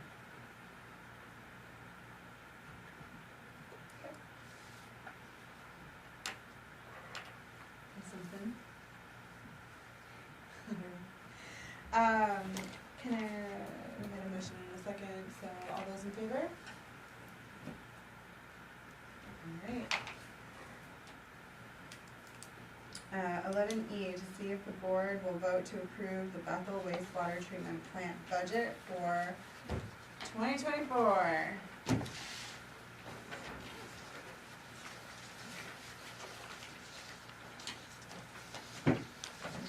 So this was an exciting budget to work on. So,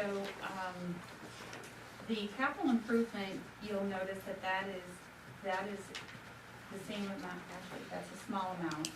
So the capital improvement recommendations that came forth from the company that was helping us as an interim, they really, when they were listing it out, it was things that would be covered in the budget anyway, things like supplies. So there wasn't anything really substantial and chunky that they were making for recommendations. And until we get a whole list of what the wastewater treatment plant has and an expectation of life expectancy before we have to replace them and that cost, we've been just pulling numbers out of the air for me. Can I just ask why we're voting on this budget item now? Instead of all the other budgets that we did at the town meeting? So the board votes for the wastewater treatment plant budget, not the town. Okay.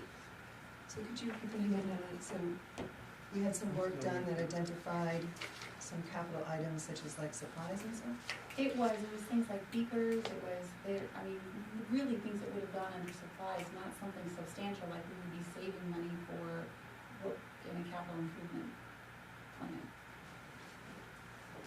And when you have a moment, can you share that report with us? Just so we know? For what they gave, Yeah, for their recommendation, absolutely, yeah, yes, yeah. absolutely. and then the capital plan,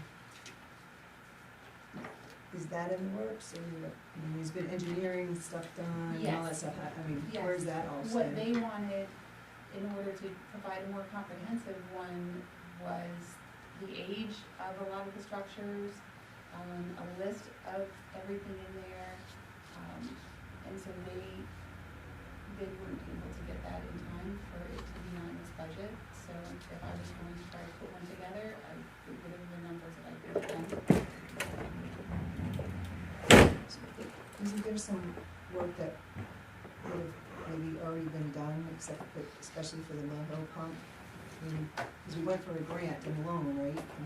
We have a rural development loan for the Mill Hill pump station and some piping as well, and so that is the loan, and then when that loan has been used up, then we're able to tap into the grant So where are we with that work? So we we're have still that- waiting for the engineer, we have the ban from the bank, so we have the funds secured. And, right now, we're just waiting for the engineers to finish giving us their final plan so that we can put it out to bid. We don't have any rough estimates, so we can kind of get our mind wrapped around capital plan. And because that, for me, it'd be kind of nice to have some of those numbers too, because this is the operating plan. And if there's gonna be an impact to the operating plan, depending on what the capital plan gets Their approved. recommendation for the capital plan this year was 22,000. And I had beakers and stuff on it. But I mean, we Yes, intuitively just know that there's work that needs to be done. exactly, Uh, exactly. And so we don't know, do we have an estimated timetable, we might have some sort of capital plan, 1 year, 3 years? Oh, by this time next year, when you have the next year's budget, and the recommendation is for your wastewater capital plan to be a 10-year lookout. So it's another year before we can do anything? Before we know, We Have still have, anything we have identified? the ARPA money, so we have money that the board put from the ARPA money towards wastewater. We have the community resilience grant, we have the work that's going to be done in Bethel. I think what she's saying is just before we, ask the town for anything, we need to have like actual numbers that are like a stronger plan, like she didn't feel comfortable, with what she got with the I capital. was really asked to increase the rates any higher without numbers that I could defend. but, correct, but it helps to have a little bit of information, like you just ticked off like 4 things that are pending, and, that's nice to know. And they're gonna be done in the next year, they have funding, okay? So the Mill Hill project is how long expected? Before it's begun, No, once it's begun, when it's completed. they're shooting to get it out to bid and get it completed before this winter. Maybe we should ask for like a report. of, like, That where would be, everything's I at. believe, Mill Hill Pump Station would be done, and Mayville Road, Maybe. sewer line upgrade. Potential, I mean, that's all gonna depend on the bids and the contractors and everything, but that's what they're shooting for. Yeah, so it would just be nice to have that on Yeah, paper. that's not in. That's not in here. I mean, Okay, usually when that's the all. budget gets supplied, you get supplied the proposed budget for the year, and also An operating proposed, budget. an operating budget, and also a proposed capital budget, so you can start looking and watching, and Planning. we have some activity happening, it just would be nice to have it captured. Okay. And with estimated figures and such like that, and it sounds like obviously you have funds to do some of these things. So that's great. Yeah, I was just looking at I didn't really understand why the budgets were so much higher than the actual ones that we used to, for the previous 2 years. I was confused by that.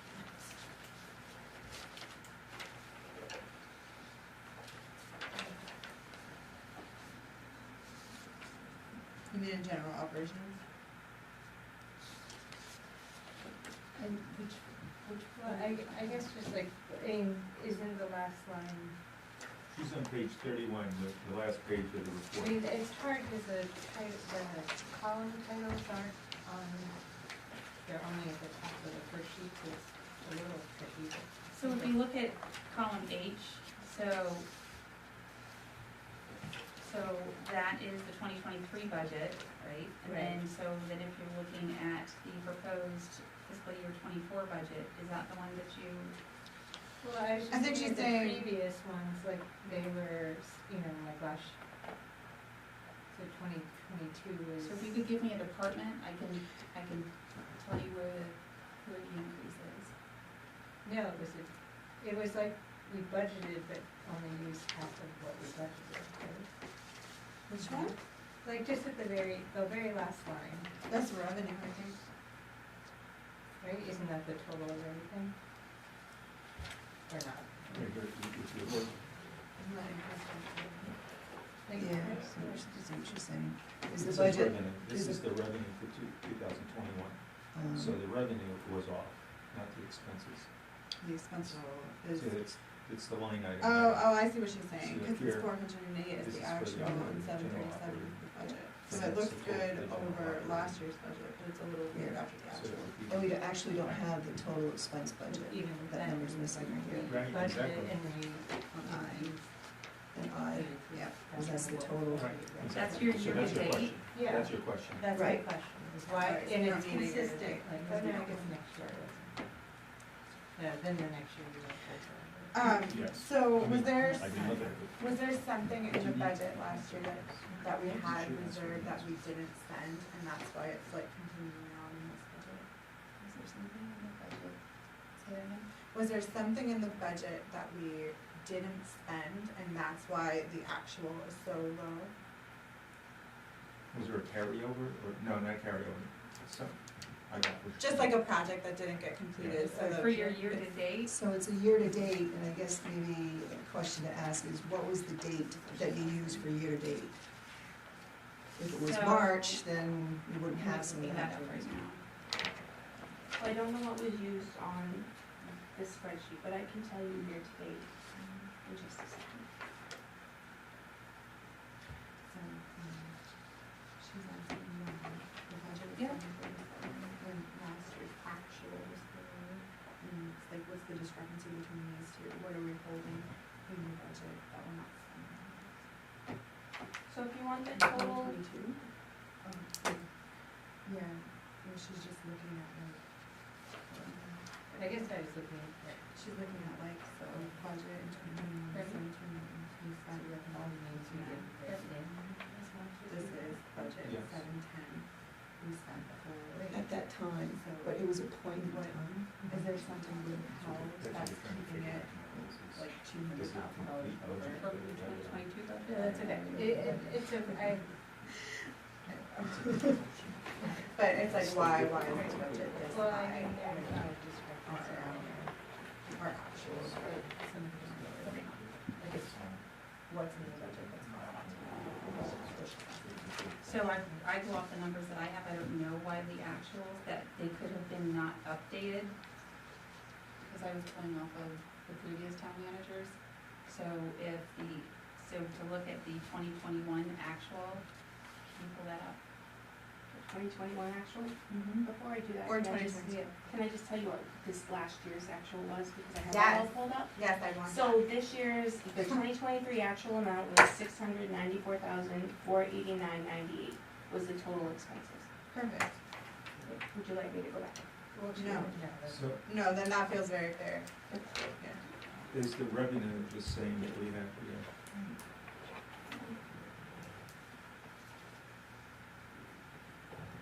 You mean your year-to-date revenue? The revenue that would match the 2022. number that we just got. Your 2022 actual, Twenty, right? well, we're in 2023. I mean, 2023 actual, I'm sorry. Fiscal year I think we're gonna need to have this redone before we vote on it. So we have the actual. So our actual budgets in 2023 was $786,442.54 for revenue. And our expenses were 600. You made money around that? Get it, Toby? Amy, Yes. is the fiscal year for the sewer Uh, district the same as the fiscal year for the town? Ma'am, hi. We're not gonna do that. You have to go through me. I'm sorry. Well, I've had my hand up more than once tonight, and I Well, I haven't seen didn't it, recognize so. so I do apologize. But it would solve your question. Okay. So So is good. the fiscal year for the town and the fiscal year for the sewer district the same? Or is the reason that it's year to date rather than end of the year, because they haven't reached their end of their fiscal year? So, it is the same as the regular town. These are numbers as of today. We are trying to close everything off today. So these are actual numbers as of today. part of that revenue increase is the $50,000, which is the community resilience grant.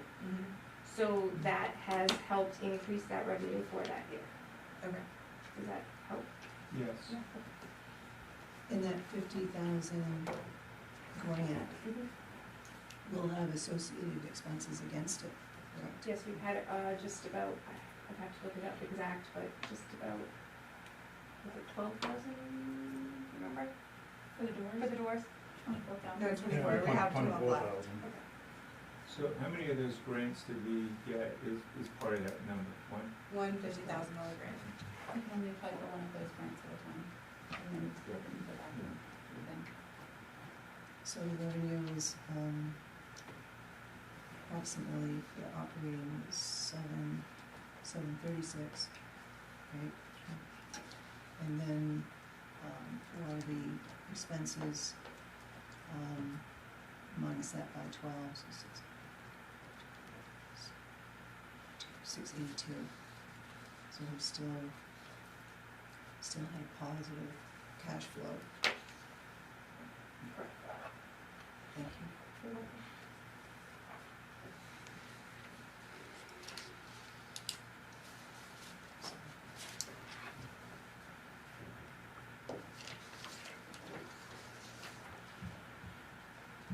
Frank, did you make a motion?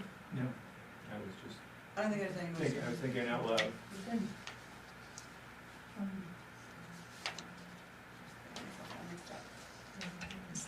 On the general capital improvements, the 30,000 that's budgeted, do we have any proposed uses at this time? Could you give me a line?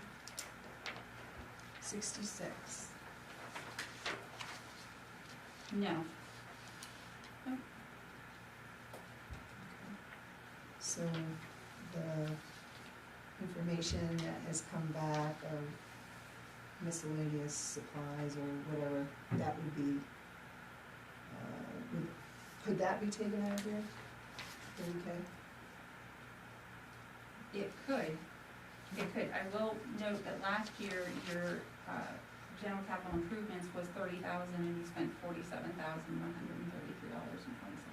So you exceeded what you budgeted for capital. Right, and I think that may have been maybe a slight hangover from the year before. I think we had some engineering studies and such that some of this money went to, and it was more than this, so if we wanted to do some research on those numbers to see if it was real, like something broke down, or if it was triggered by the studies, engineering. It was engineering. So it's like a one-time thing.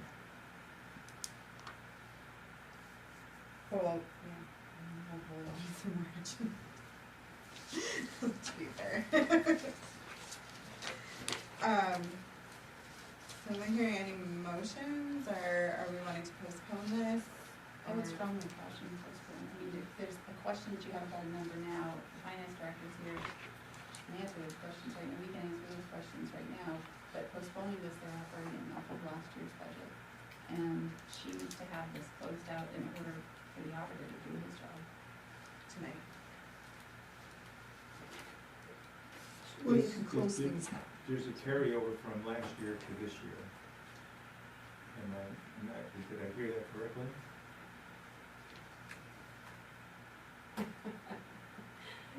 So technically, the budget last year, we did collect more revenue than expenses. That doesn't necessarily mean that it's covered everything, because we have to look at times in the past when it hasn't. So sometimes the general fund supports sewer expenses because they haven't accumulated enough in revenues for sewer receipts. And For some, what happened? for the sewer expenses, sometimes they don't get enough revenue in, but they have too many expenses, so sometimes the general fund has to cover that. Yes. Because it is an entity of the town. So Yes. anytime either the airport or the wastewater treatment plant does not cover all their expenses, it comes out of the general fund. Yes. I would have to go back and look at actual audits to see if they are ahead and have excess revenue that has occurred over the years, or if they're actually behind in the actual audits. I appreciate that information. Another piece that this kind of tells me is when we get to the next piece of kind of the conversation as far as rates, and it looks like there's a proposed rate increase here. But at least for this year, it looks like it's speaking to that maybe we're getting closer to a rate that, seems we've always had, we've, in past years, we've had the deficits. So maybe we're getting closer to a rate that means that we're breaking even or, right. Sorry, that overstep. So in January, we did have a rate increase. Right. So that may be part of that. So we've now run a couple months with that rate increase, so hopefully that has helped, bring us up to a closer revenue and expense. Right. Now, was that 2 quarters or 3 That quarters? was 2 quarters. 2 quarters, and we need 2 at the other rate. Okay. Thank you. Can you speak to the debt service a little bit? The years that we still have to pay the debt service, or any of those go away in the next couple of years, or? Hold on. My spreadsheet. Two of them do. Two of them do, but you have to keep in mind that we'll be picking up another debt with the RD loan. That's part of the reason why I'm asking for the background on the capital plan, or what we know of the capital plan now, so we can figure that in, right? But that, RD loan won't go into next year. 2024. Correct. Well, fiscal year 2025.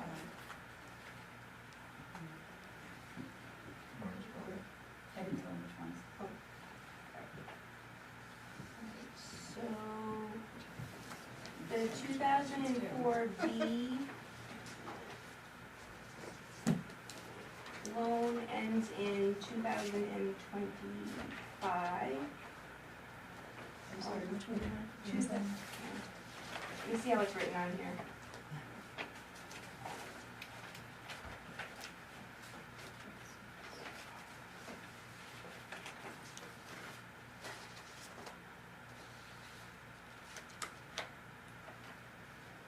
So the Clark Street one is 2020.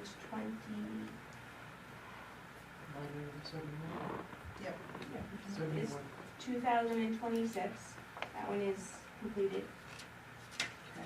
And then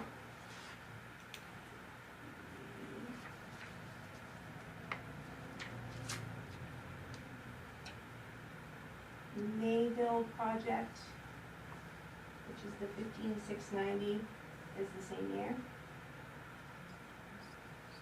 72. 72, yes. Also, please keep in mind that I believe it's in November of 24, we will start paying with the sewer loan that we had just taken. The RD loan. Yes, that is correct. We don't have an estimate on that debt service at all, do we?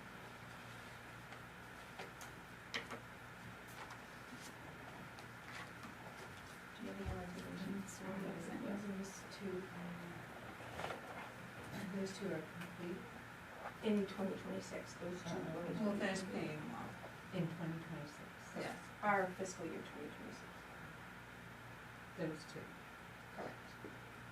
Any other ones coming in? Maybe they get 2024. No, they sent an estimated amortization.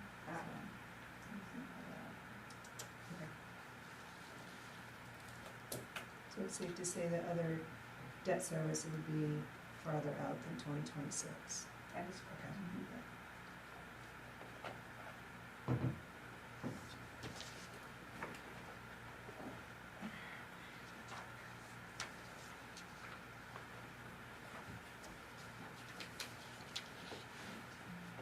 What's the size of the new one that was coming? I'm trying to locate that now, Sarah. So, do you want the total Yeah.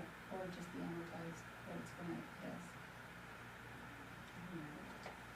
So the,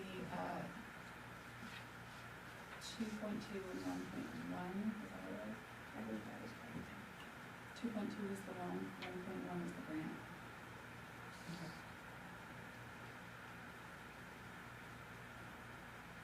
I'm sorry, that was such a. You're okay, don't worry about it. Do you know the terms of the loan? The terms for it, it's a, I think it's a 30-year, it's their standard RD. Right, the standard RD. The length of the loan is usually longer than The life of whatever it's. life expectancy of what the loan is. I know. Jeff illustrated that numerous times to me.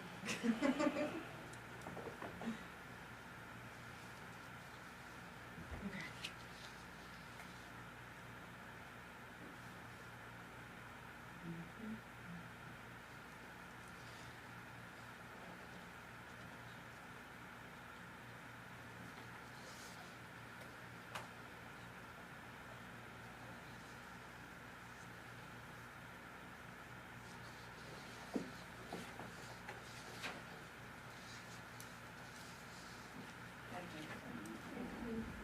Very hard to repeating.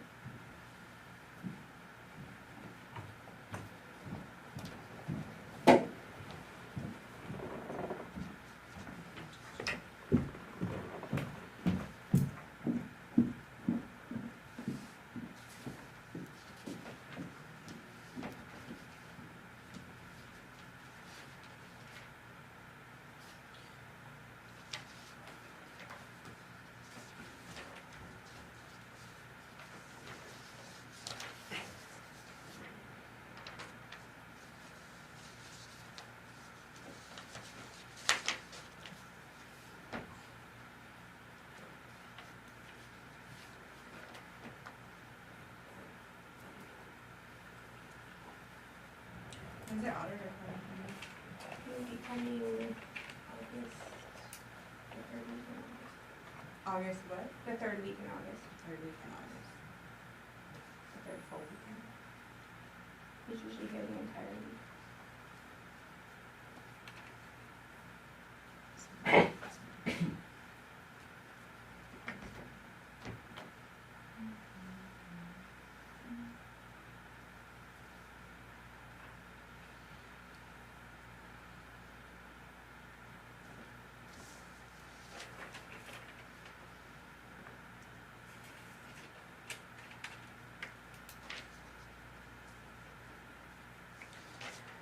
So, despite not having a capital improvement plan, are we, what are we seeing on the operating budget? Can we, oh, let me get this question. Oh, gotcha.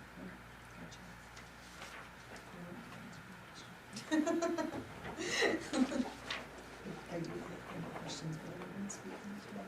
No, you, Yeah. no. So let me tell you, I'm doing this kind of stuff. So I know they're concentrating. Yeah, the interest rate on the RMD loans, The interest, yeah, what the rate is.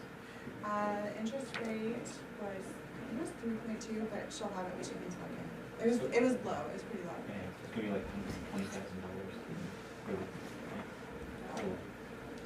If that's correct, my mind, I deal with a lot of grants, so. The interest rate was 3%. I have the letter, actually, amortization schedule. I feel very proud of myself. It's gonna be $106,000. For that loan.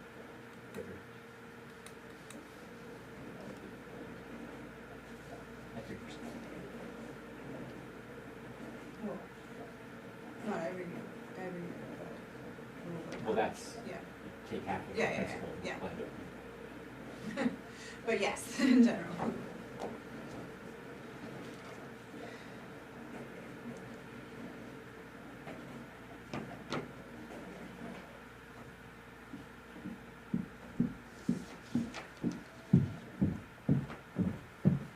You have the number, right?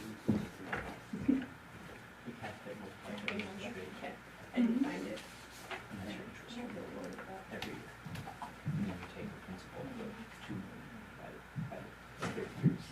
amortization schedule. Here is the capital improvement plan that was supplied. Thank you, Natalie.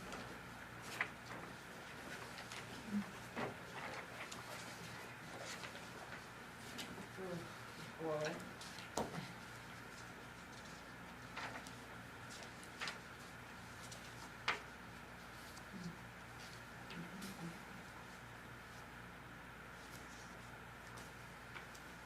Okay.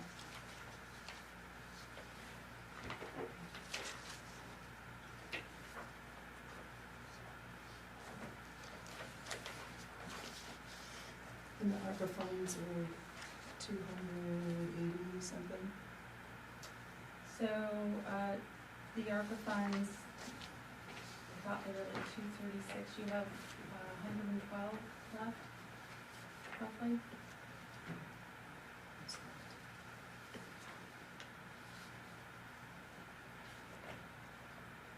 How's that ARPA applied? Is it applied to specific projects or is it taken off the bottom? Like, is it, does it have to have a specific allocation or is? Yes, they're putting those in the allowed to use the ARPA for. That's what I thought.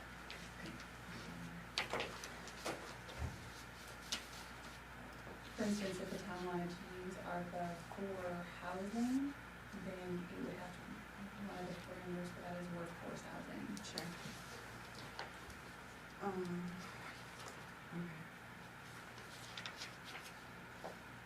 Right.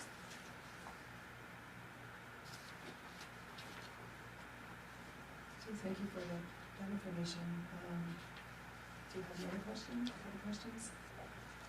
The two largest increase, two items, one is the line 24, contracted services, and the other line is line 20, salary and wages. Can you speak a little bit? It says sludge.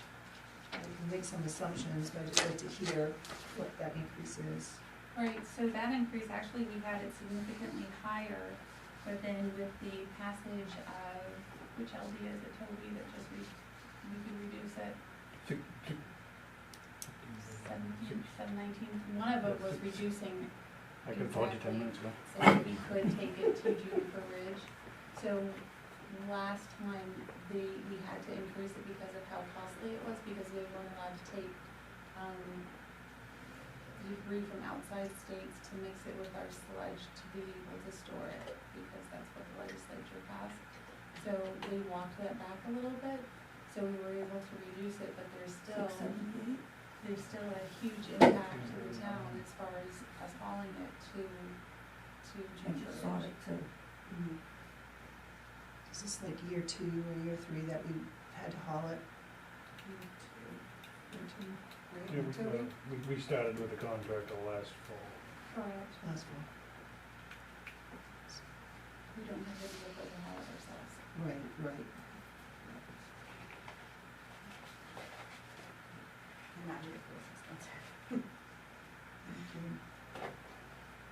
And then can you speak a little bit to line 20, maybe just to put in perspective, like the last 3 years, the increment, and it looks like some of the information got cut off. It does, so that is the superintendent, that is at 75,000, it's 2 at 50,000, and it's 1 employee at 39,000 is the part that you don't see there. So the increase to the superintendent's salary is pretty much what's driving that. Okay. What was it last year then? 54. And then, we weren't able to, when we posted, we weren't able to hire anybody, and then the, community quality water management thing, is that there's, that there's nobody that was kind of superintendent of what that was. They do rate studies, Manuel Water does, and that was provided to the board, and we were the last one. So that's some of it. There are increases from last year, from Plus other, there's the 8.9% increase, 8.7, sorry, 8.7%.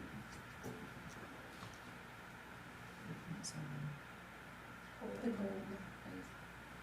that's not included in the 75? It's not the 75? No, that's included in the 214 for the initial.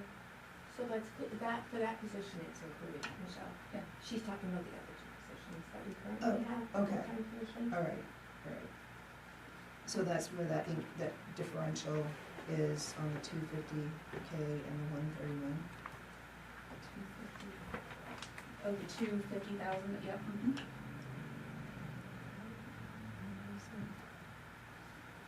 So that- she said that out loud That's too. what it is. It got cut off, she said it out loud. So the positions are one at 75, two at 50, one at 39.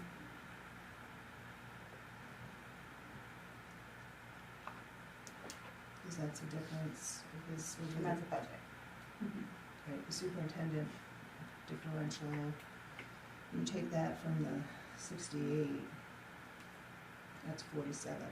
So that 47 of the 68 is made up in the COLA of the other positions. 47,000, is that what you're saying? The 68,000 plus, it, to help from the differential from last year, there's been an increase in the super's salary Correct. from 75 to 75 from 54, so that's about a differential of 21,000. And then, so the differential from the 68 to the 21 is about 47,000. There's also the $39,000 position is also a new position. Okay, okay, that's helpful. So that makes sense. So that And brings then it the down. 8. That brings it down, so Yeah. that helps, thanks.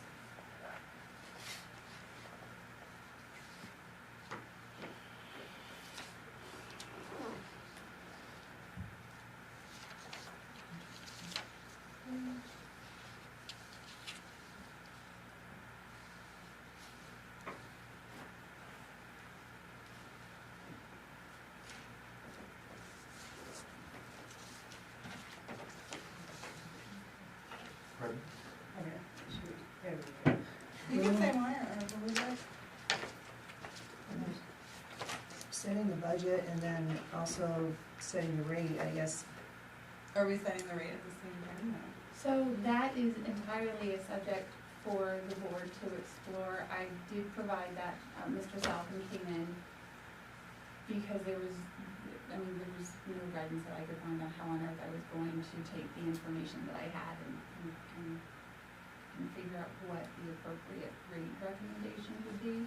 One of the factors is that you did have a rate increase already that has only been reflected in two quarters. So it may be premature to have a conversation at this point, but I did want to provide you with what that would look like now with the numbers that I have. And as far as the numbers from, as far as the quarterly billing reports, the consumption and the billing amounts that we had from the previous year. Okay, I am now ready to, that explanation explains what my hesitance in all of this. This budget part, I'm ready to vote. Would you like to make a motion? Is it, are we done discussing it, or? But I have to go further, because it is sort of tandem with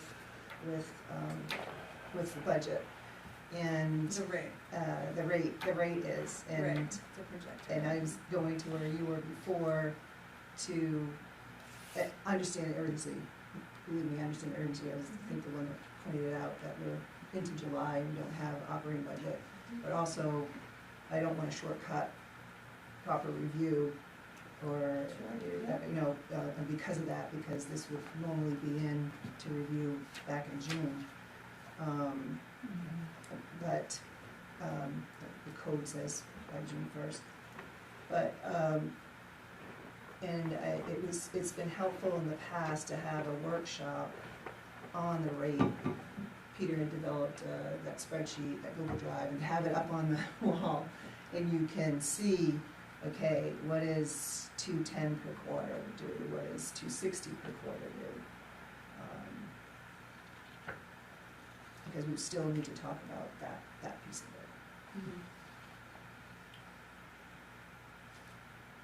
I'm not sure you can totally separate the two. So you can plug in 260 and all that would do. You can search it.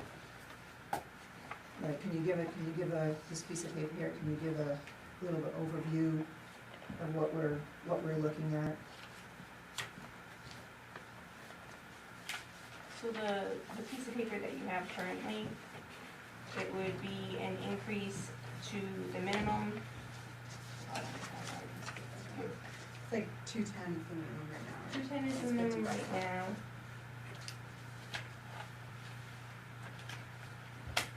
So if you wanna just take a look at the sheet, so the cubic feet treated per year, we're able to get that based on the information that we get from our quarterly billing reports. And so this is, so you plug that in, and then I plugged in from October, July, April, and January. That's where I got the number for. You did an average. Yes, pretty much going across the board, you put those numbers in there, and then that's when you start saying, okay, so like Peter said, it's basic division. And that's unfortunately where you come up with this increase. But then you have to look at the resiliency of your data, and the data that we have doesn't increase, and it does not include an entire year of your rate increase that you would have done last time.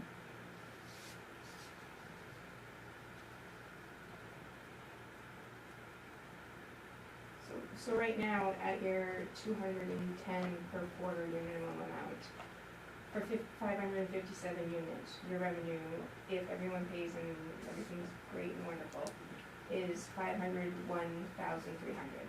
500, say that again? 501,300.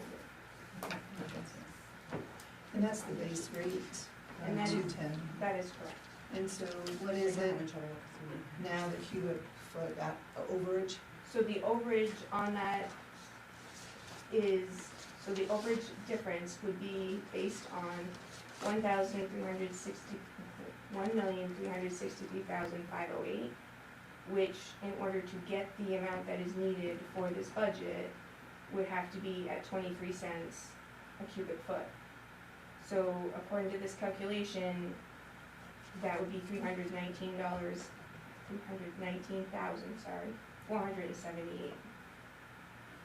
That's what you would need in order to meet this budget. And what is the rate right now for that overage of the cubic? 20 cents. 20 cents.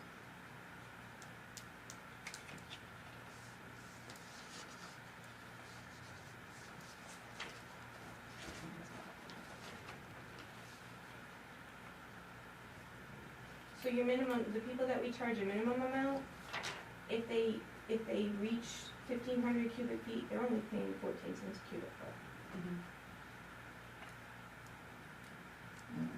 And it's set up specifically for that. So we have 557 units. Are those all the same units? Is there any differential for commercial or anything like that? So we do have a breakdown of it, but our rates are not different for them. So that the rate is still the same no matter if they're governmental. And they're all within the 557? That's correct. You have 444 residential, 90 commercial, 3 public, 10 government, and 10 other.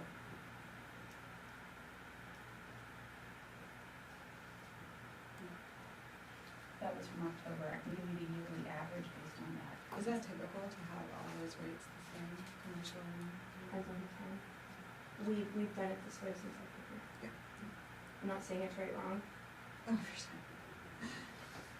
And the cubic feet treated per year, that was based on 3/4? Say that question again? The cubic feet treated per year, the 3 million, 3.3, No, that's the entire year. that's for foot quarters?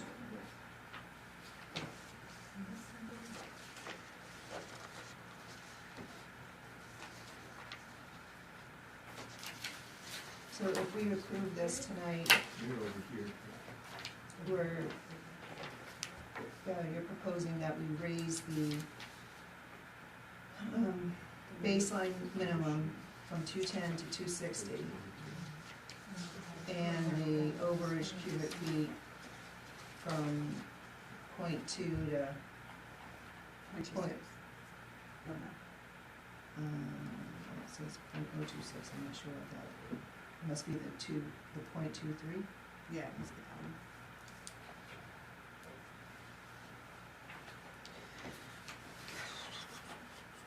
I just have a hard time doing that right at this moment. I would suggest not doing it at this time, since you don't have the data of what the rate change that you voted on, how that affects this. This is based on the numbers the actual numbers right now. So if we don't do it now, when would we do it? I would propose next meeting, if we have that information, just do a workshop right before the regular meeting. For To the approve rate all of it? increase? All of it. I mean, To wait on the budget and do the budget and the rate increases if necessary, all at a workshop.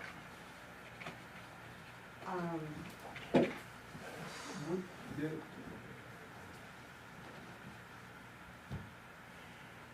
not knowing the effect of the increase now, how does that play into this?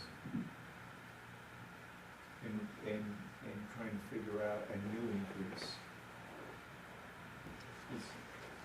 Is there a way to take the effect so far, and if it's for two, is it for 2 quarters? It has been for 2 quarters. So- Part of the other problem is us getting information, because we don't have that readily available as we did before, so we have to wait to get the information. Because the billing is through that secondary company that's not very communicative. and another way to look at it Because that is, information could be, we could have that information, because we could project the change from the last 2 quarters, you could project out what the next 2 quarters would be, at least get a percentage of the difference, and be able to work with that percentage, and be able to have a projection. you can do that. You also can just put in what 210 per quarter is gonna be and what 0.23 is gonna be compared to what we have to cover Yeah. for the year. That's That's what the there. spreadsheet does. Yeah, that's what that is. That's what the spreadsheet That's does. $886,002.52. That's at a rate of 240.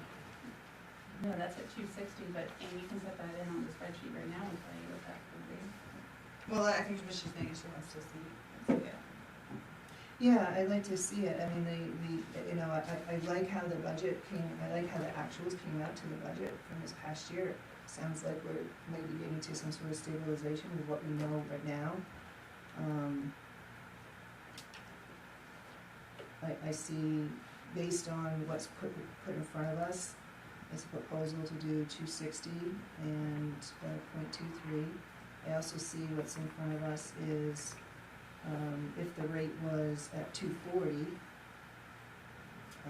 The 886 and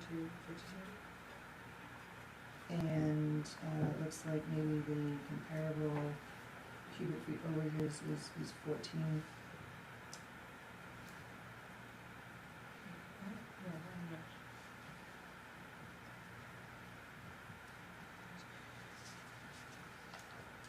Can I ask this question? Peter came in and dumped me and used it. Hi, Peter. Peter, do you want to talk to us at all? Do you have anything to say Yeah, that would be helpful to us? I would just say, so, I mean, you have 3 numbers that you can sort of adjust in the way, the pattern, or you can either adjust how much you charge for a cubic foot over the minimum, Mm-hmm. how much you charge for the minimum, and how big the minimum is. Sure. Those are the 3 numbers really you can tweak. Yeah. And so the way that spreadsheet is set up right now, that spreadsheet is set up to balance this budget, Right. period. So So and it should have nothing to do with your past rates, unless your past rates did something weird, like make people start conserving more water. But I don't think that's the case. I don't think so either. So, I mean, if you want to balance that budget, those are the right numbers. But choosing those numbers is and the other thing that I would say is if you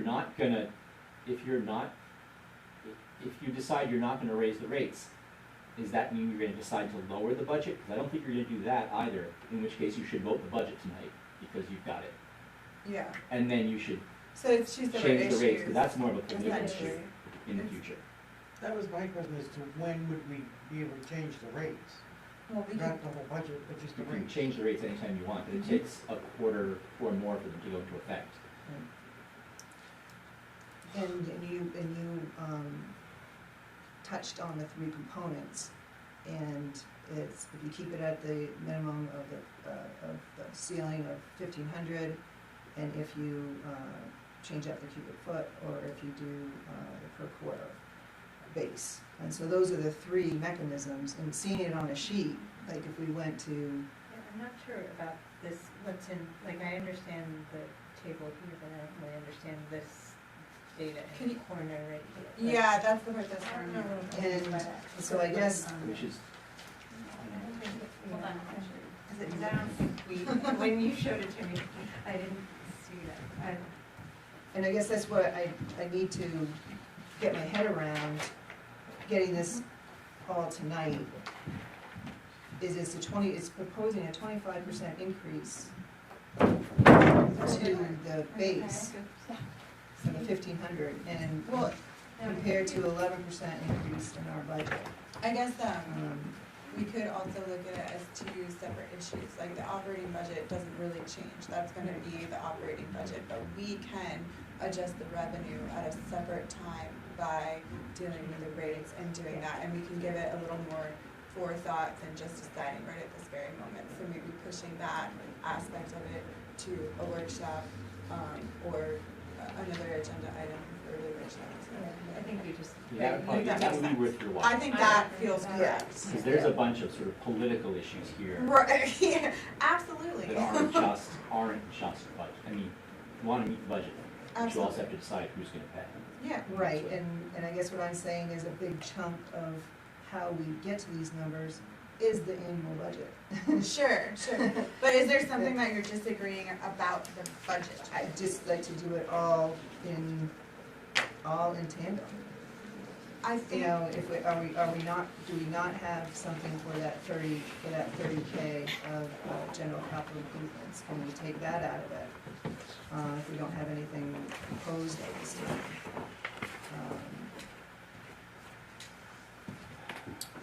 But that's just my opinion as I'm looking at it. When you say break,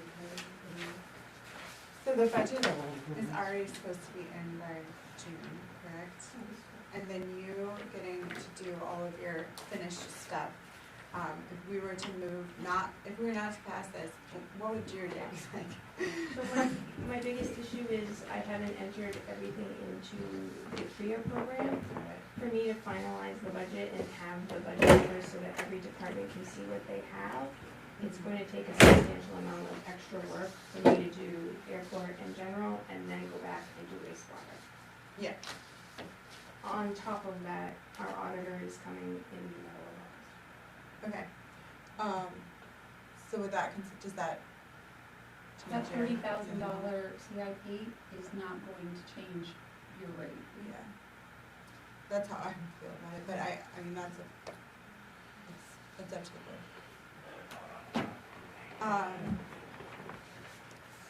Motion, you're gonna make a motion? I'll make a motion that we, I make a motion that we're ready to vote on the budget, or You wanna make a motion that we're gonna approve the budget or not approve the budget? approve the budget. Excellent, do I hear a second? I'll second. Okay.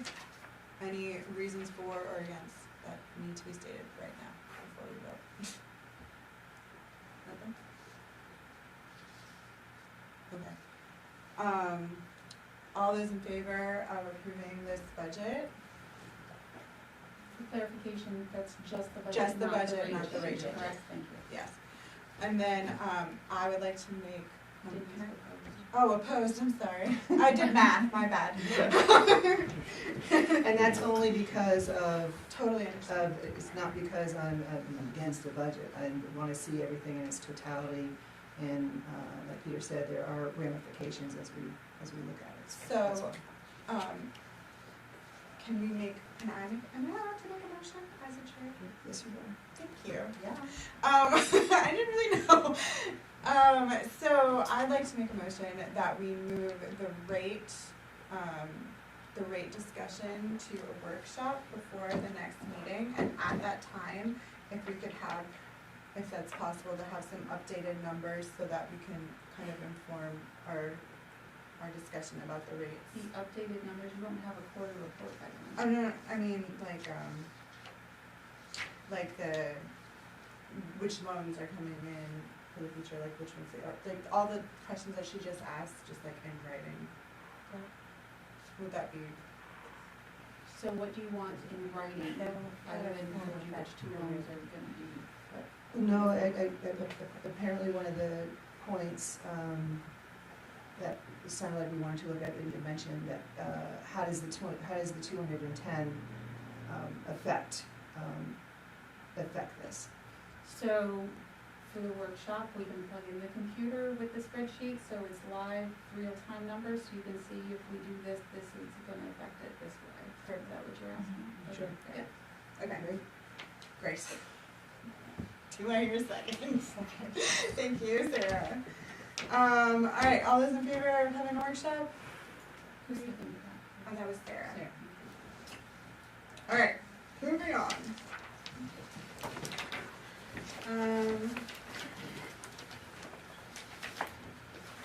See if the board will vote on the Bethel citizen agreement.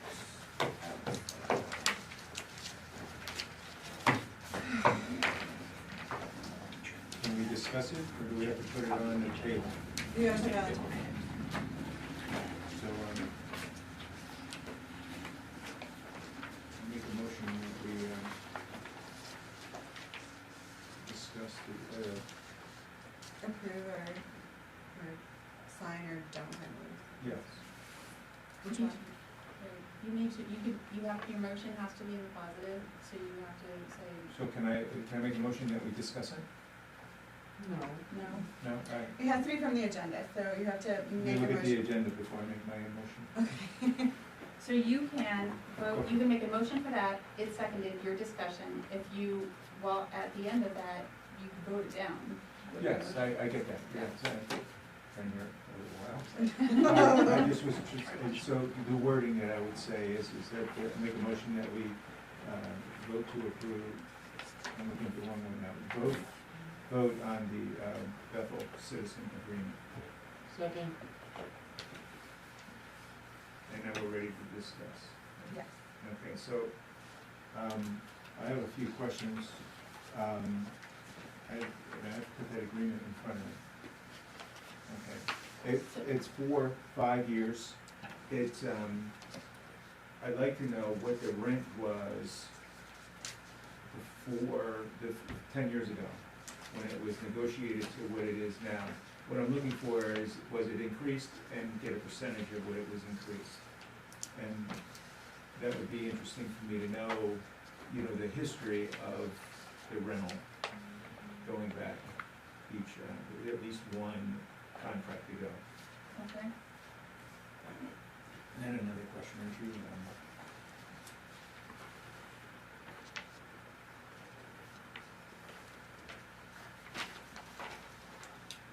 That's the biggest one, because I really want to try to decide if the rent should go up, not go, or it certainly shouldn't go down, but. I think the terms is pretty high. I would ask that you look at a 5-year lease and ask if that's what you want to sign in on. Yeah. Is a 5-year lease reasonable, or would we make the terms smaller? So, and by the time this was put in the agenda, then there was also the news release that the papers have been bought out. so I haven't had any communication on how that would affect the lease. My request is that you postpone this for more information, since there's new owners. That's perfect. Great. Guess I was going there. I'll make a motion that we postpone this until we get further Do we information. have to So moved. Yes, can you rescind it? can you rescind your I was motion? gonna rescind my Thank you. motion. Sarah. Sarah, Oh, rescind. no, Pat did the second. Yes. Are you gonna rescind your Yes. second, so? Yes, And then put in your new and motion then my new motion. I'll second. Motion to postpone? to postpone until we have more information. Okay, as well as the other information that Frank asked for, history. Yep. mental So history. you want the previous lease as well to relook at? Can I get a And second rescind. on Pat's? Thanks. Sarah. Doesn't matter. All those in favor, sorry, I was ready. Alright, next, discussion and consideration of carry forward amounts for FY '24. Okay, so we have the rollover 2024s. How do you typically do this, Michelle? I wasn't here last year. In previous years, I think we've done it both ways, either the total amount or line by line. I do have some questions, if you wanted to have some questions beforehand, or, It's discussion, so you can talk. discussion. Okay, I can go down line by line if you'd like, if you mean why we can cover why it's on the list. that would be great if you could do that, Okay. that'd be great. Right. So the streets and road, you see the amount of rollover. The Department of Public Works request is because they still need work to do on Terrace and Swan Hill. And they have additional grading that's required due to the weather. The ambulance and your reval is part of your reserve. The coal block is also the reserve, and we are looking at becoming ADA compliant. We're having a walkthrough from Maine Adaptive to get recommendations for ADA compliance here at the town office. Cemetery restoration, that can be moved to a regular budget, and it will be taken care of as perpetual care, so that doesn't necessarily have to hang out here in the rollover. The fire relief is set up by the fire department in case one of their own needs some help. And the directional sign, so the directional sign is, there's been an increase in what's required, in what the town needs, and there's also a waiting list for them to get it, so that's why that's still there. And there are several signs that still need work. Angevine Park is windows, the grader edges are needed for the grader. 5,000 is the pond money that we've actually been, working on the pond this year. $151.50, that's fall field, that was a donation, so that has to stay. The Route 2 sidewalk is ongoing.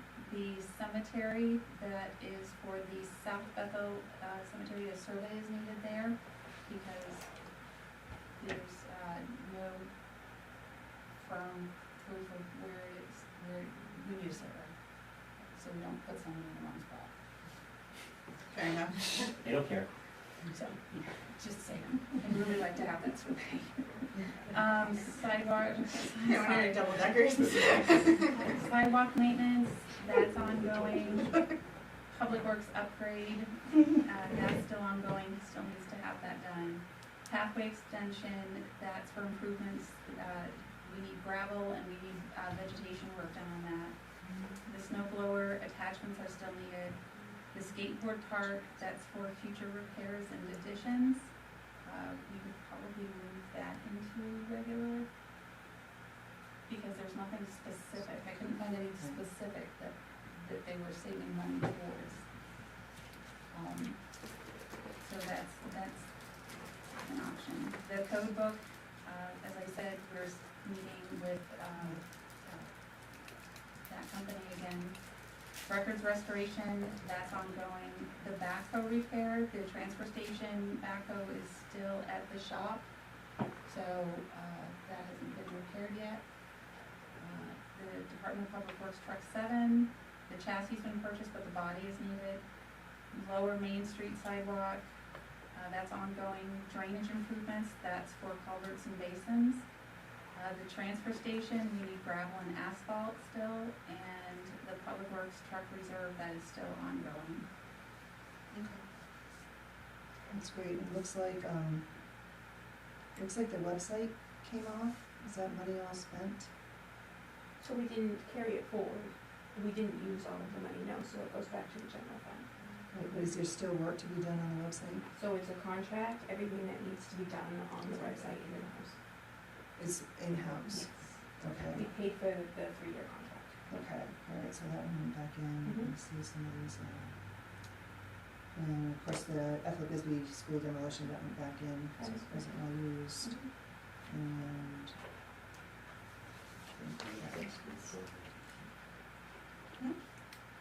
How much extra was on that went back into that fund? so Those thank you, I think. Sounds like an email, Jim. were. So, that's great, thank you very much for the explanation. I guess what I would do is move everything that's on this list, to roll over, except for the cemetery restoration and the skateboard park. I'll second that motion.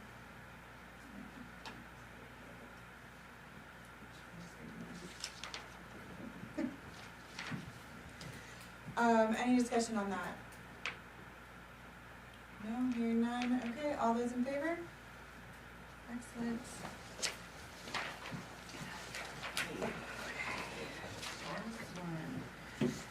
See if the board will vote to approve the code of conduct.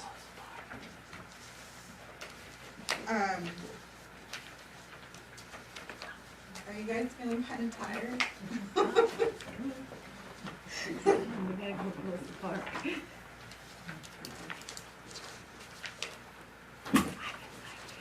So I did, put this back on here in case we got to it, knowing full well that we might just be like emotionally drained by the time we got here. So it's totally okay if we wanna, postpone this to the time that we're doing the policy and procedure, and we'll just start with this and then roll right into policy and procedure I after. can make a motion that we table this, Postpone. postpone for a later date. Perfect, second? Great. So then we vote and say yes. Yes, we vote and say yes, good job. You got it, you got it for my job, Frank? Okay, Can I just warrant. touch base on one thing? Absolutely. So I did propose a date for the, Saw that in here. in the town manager's report for 7:24. workshop. Ready. Does 7:24 work for everybody? We should. I'm away. That's next Monday, right? Or next, Correct. we're gonna be away for a week. It's Monday? Did we know about that? No. Just before No. today? No, Okay, you sorry. were- Okay, I was like, Go with next week?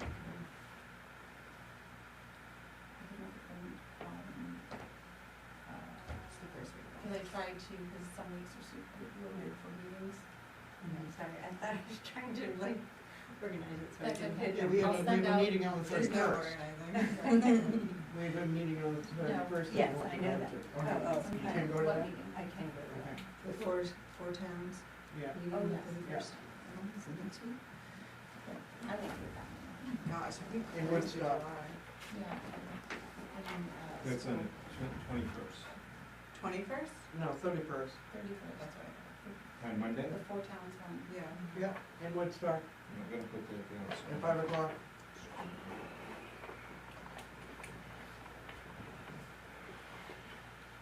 You say 5 o'clock? Yes. I mean, can you do it without me? Or could I? Well, what we can We do. should do it with you. Yeah. Yeah. What about the 7th? So let me look at the calendar and see how, who's doing what, and then I will shoot dates out. Like the 7th is. I can do the 7th. Which we learned we can do, right? Yeah. She can do. And is 4 o'clock? Natalie can do it. 4 o'clock, Mm. What day did we do that? Preferably. 4:30? What day, what, is that the Any, It's a any, Monday. any day. For me, the later's the better, and I understand you like to do it earlier, I understand that, I work very hard. And I would make it, I may have to work late after the meeting, that's all, it's okay. Five's probably not the earliest I could, make it to. What? So I will confirm the 7th as far as everything. Sorry. Alright. Is Monday not good for you? Well, I mean, I do work on Monday nights, but I can try to. Is this a plan for Monday the seventh? I mean, if we can do a different day, I wouldn't mind not work. 'Cause Yeah. Mondays are a tough day for me, but I'll always make it work, but I prefer not to. What were some of the days of the week that we talked about last time? Thursdays? Thursdays? Thursdays. So 8, 7, and 5, was that been said? I'm sorry. I thought we were discussing a little more. Maybe. I think Maybe- but she's there's- gonna go check her schedule Okay. and she's gonna send us some dates. Okay. I need to check to see if they're available and I'm just gonna write it in to make that decision. Tentative. Thank you. Alright. Moving on. It's just easier when you guys are 12. here to keep the date. No, it's great, it's super good. Tuesday, Wednesday, Thursdays are better for me than Yeah. Monday, like. Wednesday, Wednesday's not working out yet. Well, Thursday, well, whatever. Alright, Thursdays are usually so moving on, 12A and warrants, this is the board will, oh no, hold on. That's not true, we have supplements to the agenda.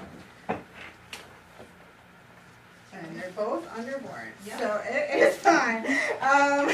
So 12A, to see if the board will vote to approve accounts payable warrant 2023-53. Oh my gosh.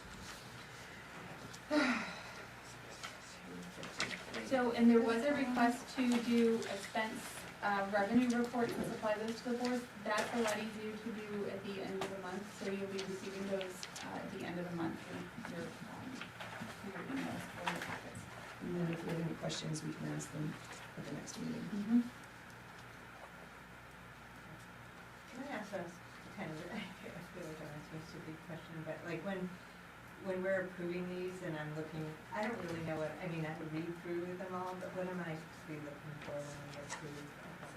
Crazy number. So this is, Yeah, yes, but this is so, Just so you know. your overview, this is another level of Checks and balances. checks and balances, thank you, It's getting late. I'm sorry.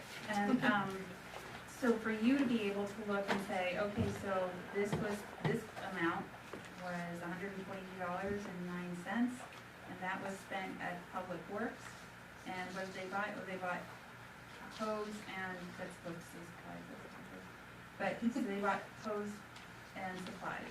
So that is for you to be able to see how we're spending the money. Okay. So we just look for like crazy things that. Yeah, Do you just have a like question? weird Yeah. misnomers. Yep. Like if there's like $400 in coffee for 1 month, you're like, what's up with that? I'll make a motion that we approve accounts payable warrant 2023-53 in the amount of $128,524. 2023. I'll second the motion. Any discussion? Just a mention from the last meeting, and I don't see anything here, maybe we can work it into the next meeting on the warrants, is to have a sheet that indicates if there were any expenditures, any purchases, I should say, that didn't have the town manager's approval. And if there were any, having none on So there would be, That's in here. so where is it specifically identified? If it's under $1,000, because that's what the town voted on. So every purchase that's under $1,000, I do not have to sign the purchase order for it. okay, and so then we can, I just wanna know who I'm putting my butt out there for, that's all. I don't, Well, you could just go through and be like, this one's under $1,000. well, if it says public, Public Works, then I can assume that Scott Sumner, Right. Yeah, Scott. so, okay, So if you look at page I'm sorry. 52, okay, Go ahead, So I didn't know if you were doing it by Amy's gonna address it. emergency. So, just so we know, even if we have purchase orders, I review them and look at them, and then when the warrants are created, Natalie then reviews the entire warrant, and then the checks aren't released unless it's an absolute emergent basis until after this meeting. I have 3 weeks worth of checks in the vault right now waiting to be released tomorrow. So there are some extra checks and balances that I'm just not sure that you're all aware of, and I just thought I would mention that. And previously, Natalie has caught some of those before, so I know that that's happening. Right, I understand all those checks and Okay. balance, and this is another check and balance, which is new for us, because it's the town manager's responsibility to be the purchasing agent. And, now that level has risen up, and I'm personally responsible for these, expenses and for the purchases that are made. It's at the point of commitment, so I have, Would you We like to have- make a motion? we have managerial control over the town manager, but we don't have, which is a key piece for me, but we don't have managerial control over any of the department heads. So just knowing for me, and now you've explained it here, who's authorizing, that's not the town manager, and I understand that, and I can use that here, just because I've gotta sign off, and again, if it's, I'm not saying anybody has any funny business, and like, somebody said last time I brought it up, it's just another check and balance, because I'm personally responsible for it. So that's not trying to be antagonistic, it's just another check and balance on it. So thank you for the explanation. So I see every purchase that's under $1,000 has been purchased by the department head. And then I'll just assume, because it has, if it's wastewater treatment facility or public works, that department head did that. Thank And you. that's what the town. Only the department heads, I mean, not every, but only the department heads. Right. Yeah. Yep, thank you. I just didn't want you to think the employees were out there writing purchase orders. No, I understood it to be like the department heads and such. I just didn't know if it was for every purchase, or if it was one when they couldn't use you, or if it was for emergencies. So it's every purchase. Which is what we voted on. So we're just doing what the people want us to do. Right, but I have a responsibility too. 100%. Okay, we did vote on that, correct? No, No. you got a motion Okay, and a cool. second, so you gotta- Again, all those in favor? I'm fading, guys, I'm trying real hard though. 12C, to see if the board will vote to approve accounts payable. Oh, I'm on B. It pre-checks me. Alright, so B, to see if the board will vote to approve accounts payable warrant 2023-54 in the amount of $2,206.05.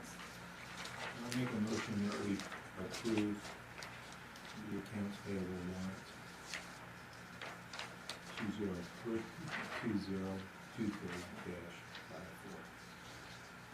in the amount of $2,206.05.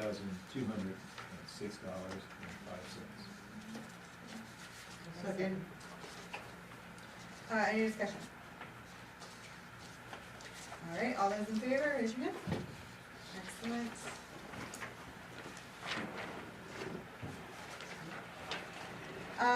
Next, 12C, to see if the board will vote to approve accounts payable warrant 2024-01 in the amount of $58,179.93.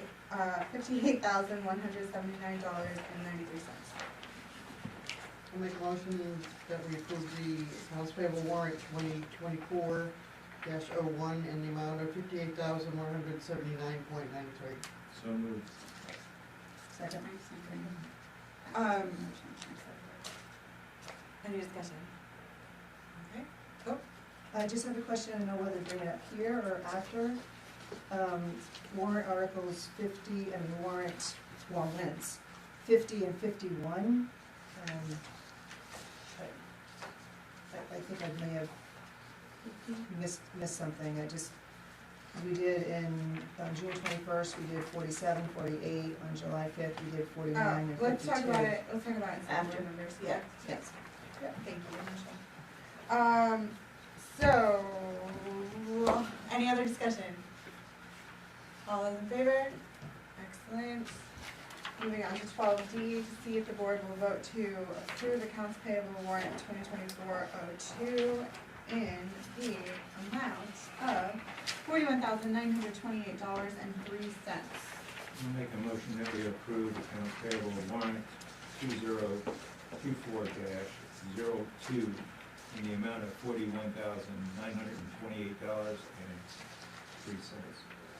Second? Thank you for sending that along this afternoon. Any discussion? Excellent. All those in favor?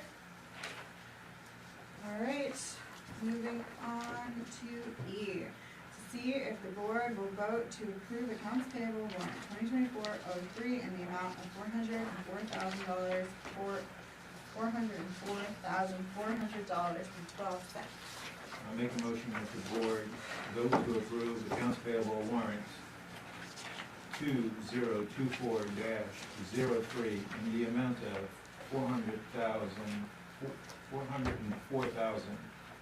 $404,400.12. Second? Excellent. Any discussion on this? None? Okay, all those in favor? Excellent. All right, now we're moving into our supplementary agendas. First is 12F, to see if the board will vote to approve accounts payable warrant 2023-55 in the amount of $57,694.42. This is the last warrant from fiscal year 23 and enables the finance director to prepare the annual audit. How delightful for you. Make a motion that we approve the accounts payable warrant at 2023-55 in the amount of $57,694.42. Second. And a second, any discussion? All those in favor? Excellent. The last one would be 12G. This is for the appointment of Kingston. Kingston Brown is the code enforcement officer, interim code enforcement officer. Thank you so much. Oh, I did that pretty good. You did. Yeah. Do I hear a motion? I'll make a motion that we accept the, I didn't, it's not written down, so I can't read it, so. I accept the recommendation. Yes, yes, I make the recommendation that we accept the recommendation of Kingston Brown as our new CEO. Interim. Yes, as our interim CEO. Do I hear a I'm second? practicing this now. Okay, we can discuss it now. Where's the V from? It's up there, so you ready to pull it up? I'm sorry? He's an O Hills kid. So Kingston he's from the area and he currently handles, he does West Paris, Woodstock, and Oxford. So he's he's gonna have gonna time do- to be our interim? I'm sorry? He's gonna have time to be our interim? Yes, Okay. he's given up sometimes. Is there a reason why we're not going with the one that we had as an interim before? Joel doesn't need to do it. I'm sorry? I don't think Joel wants to do it. I was told that that's to handle both towns, that's just too much for her at this point, because there's so much going on. Which is fair. All of Newry is ripped up right now. So does John start, when does John start? He starts on the 31st, and I did find the agreement between Newry and Bethel, and it's on 2/8/22, that was discontinued by the board needed to discontinue that. Right, that was a contract between the two towns that didn't have much, too much life, but, okay, so do we have anybody in the office from now until the 31st, or when there's just something comes up, then we contact Kingston? Or how Correct, does that so work? his email, he works primarily through email and cell phone, and then if there's somebody that needs to meet with him in the office, or he will tell him exactly, where to meet, I'll meet with this time on the site, and then he'll come in and sign everything that we have to, the reports that we have to send to the state. And how is he being paid? hourly? Oh, yes, sorry, so his, With money, Praise. with money? Praise. when you sign the warrant. So it's $22 and, $22 an hour, and he bills in half-hour increments. Sick. And then when John comes on and gets, as he's getting up to speed, that Kingston will be the signer. Correct. Okay, thanks. Any other discussion? All those in favor of the appointment of Kingston Brown? Excellent. All right, now we're moving into 13, the select board items.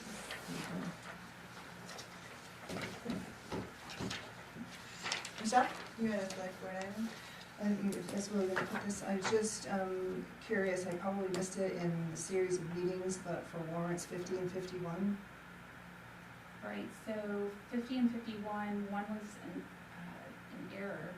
So we had printer errors, and when we went to print it, it basically, with the programming, it just didn't, so we ended up deleting it.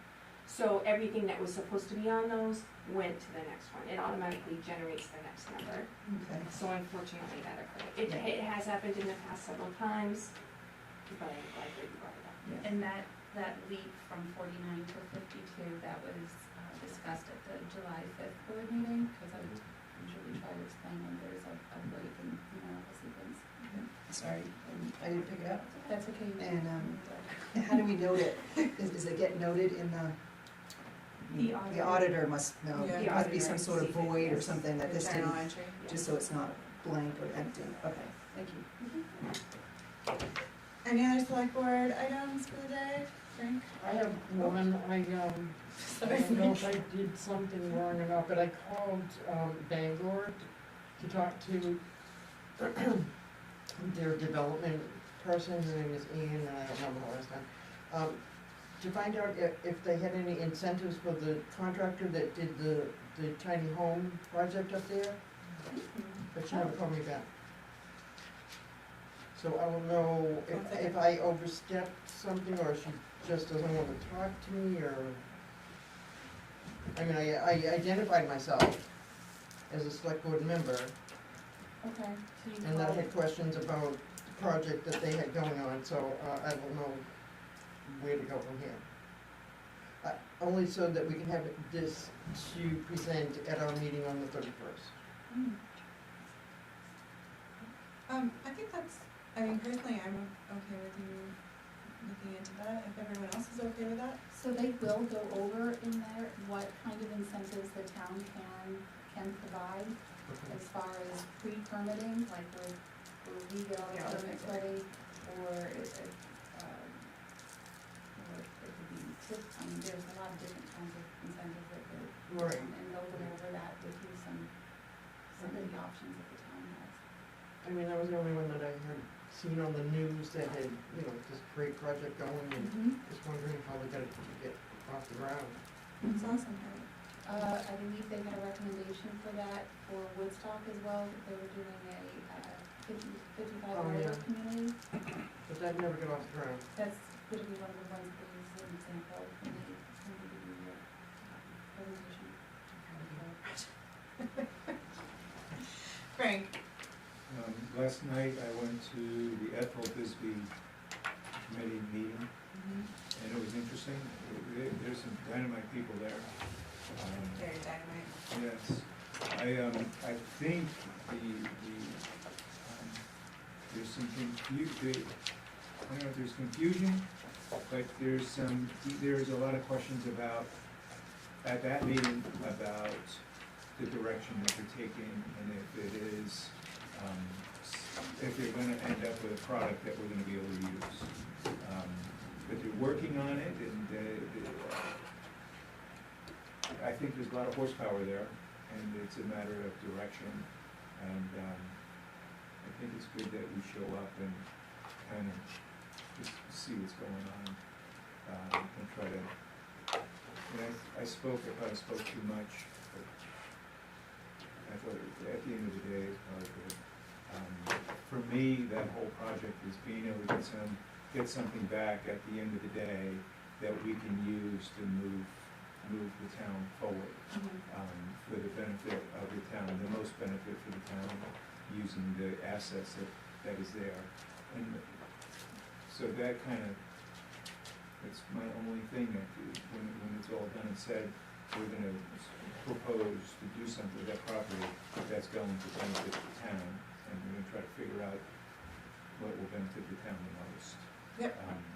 So, I think that that's a huge statement, and they're juggling that statement. But watching those they're brilliant people, and it was interesting, and it's a lot of work going into it. We'll see.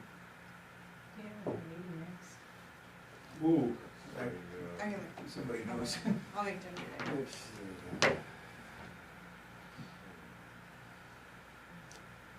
Someone also forwarded Oh, by the way, Natalie was there too. It is on the website. I was Yeah, first. all the meeting dates are on the website, everything is on the website, yes. I would also like to say, Which, maybe well, I'll say it later. I signed up with the newsletter, I never got Frank anything. wasn't done talking, I'm sorry, Frank, go on. plus he was gonna say something nice about me. Oh my gosh, everybody. Natalie was there also, and she helped with some comments and that kind of thing there at the meeting, and it was a pleasure to be there with Natalie and Thea. So, anyway, that's the end of my comments. Yeah, I will say of the Evelyn committee, like, what we're asking them to do is a huge project, and it's a lot to ask of volunteers.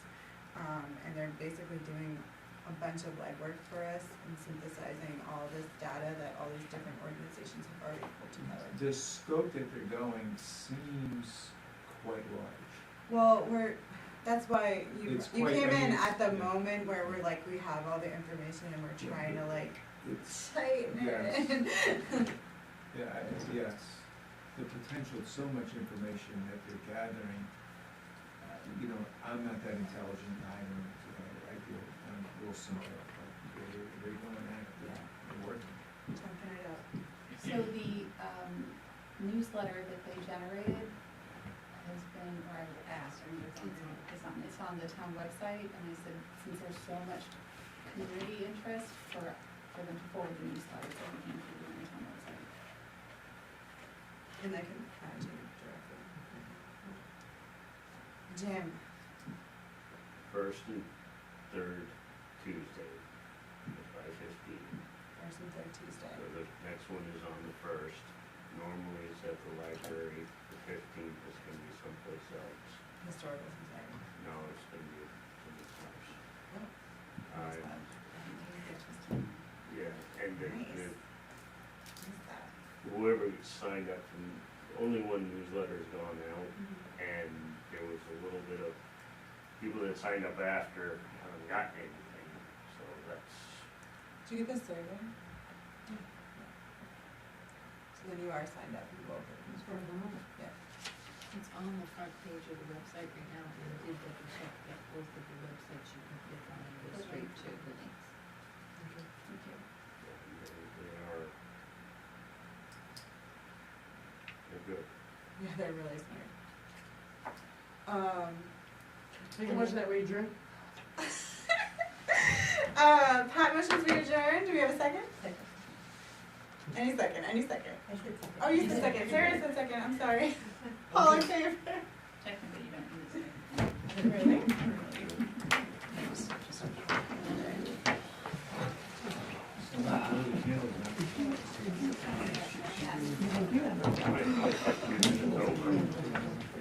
How much? But it feels Oh, yeah.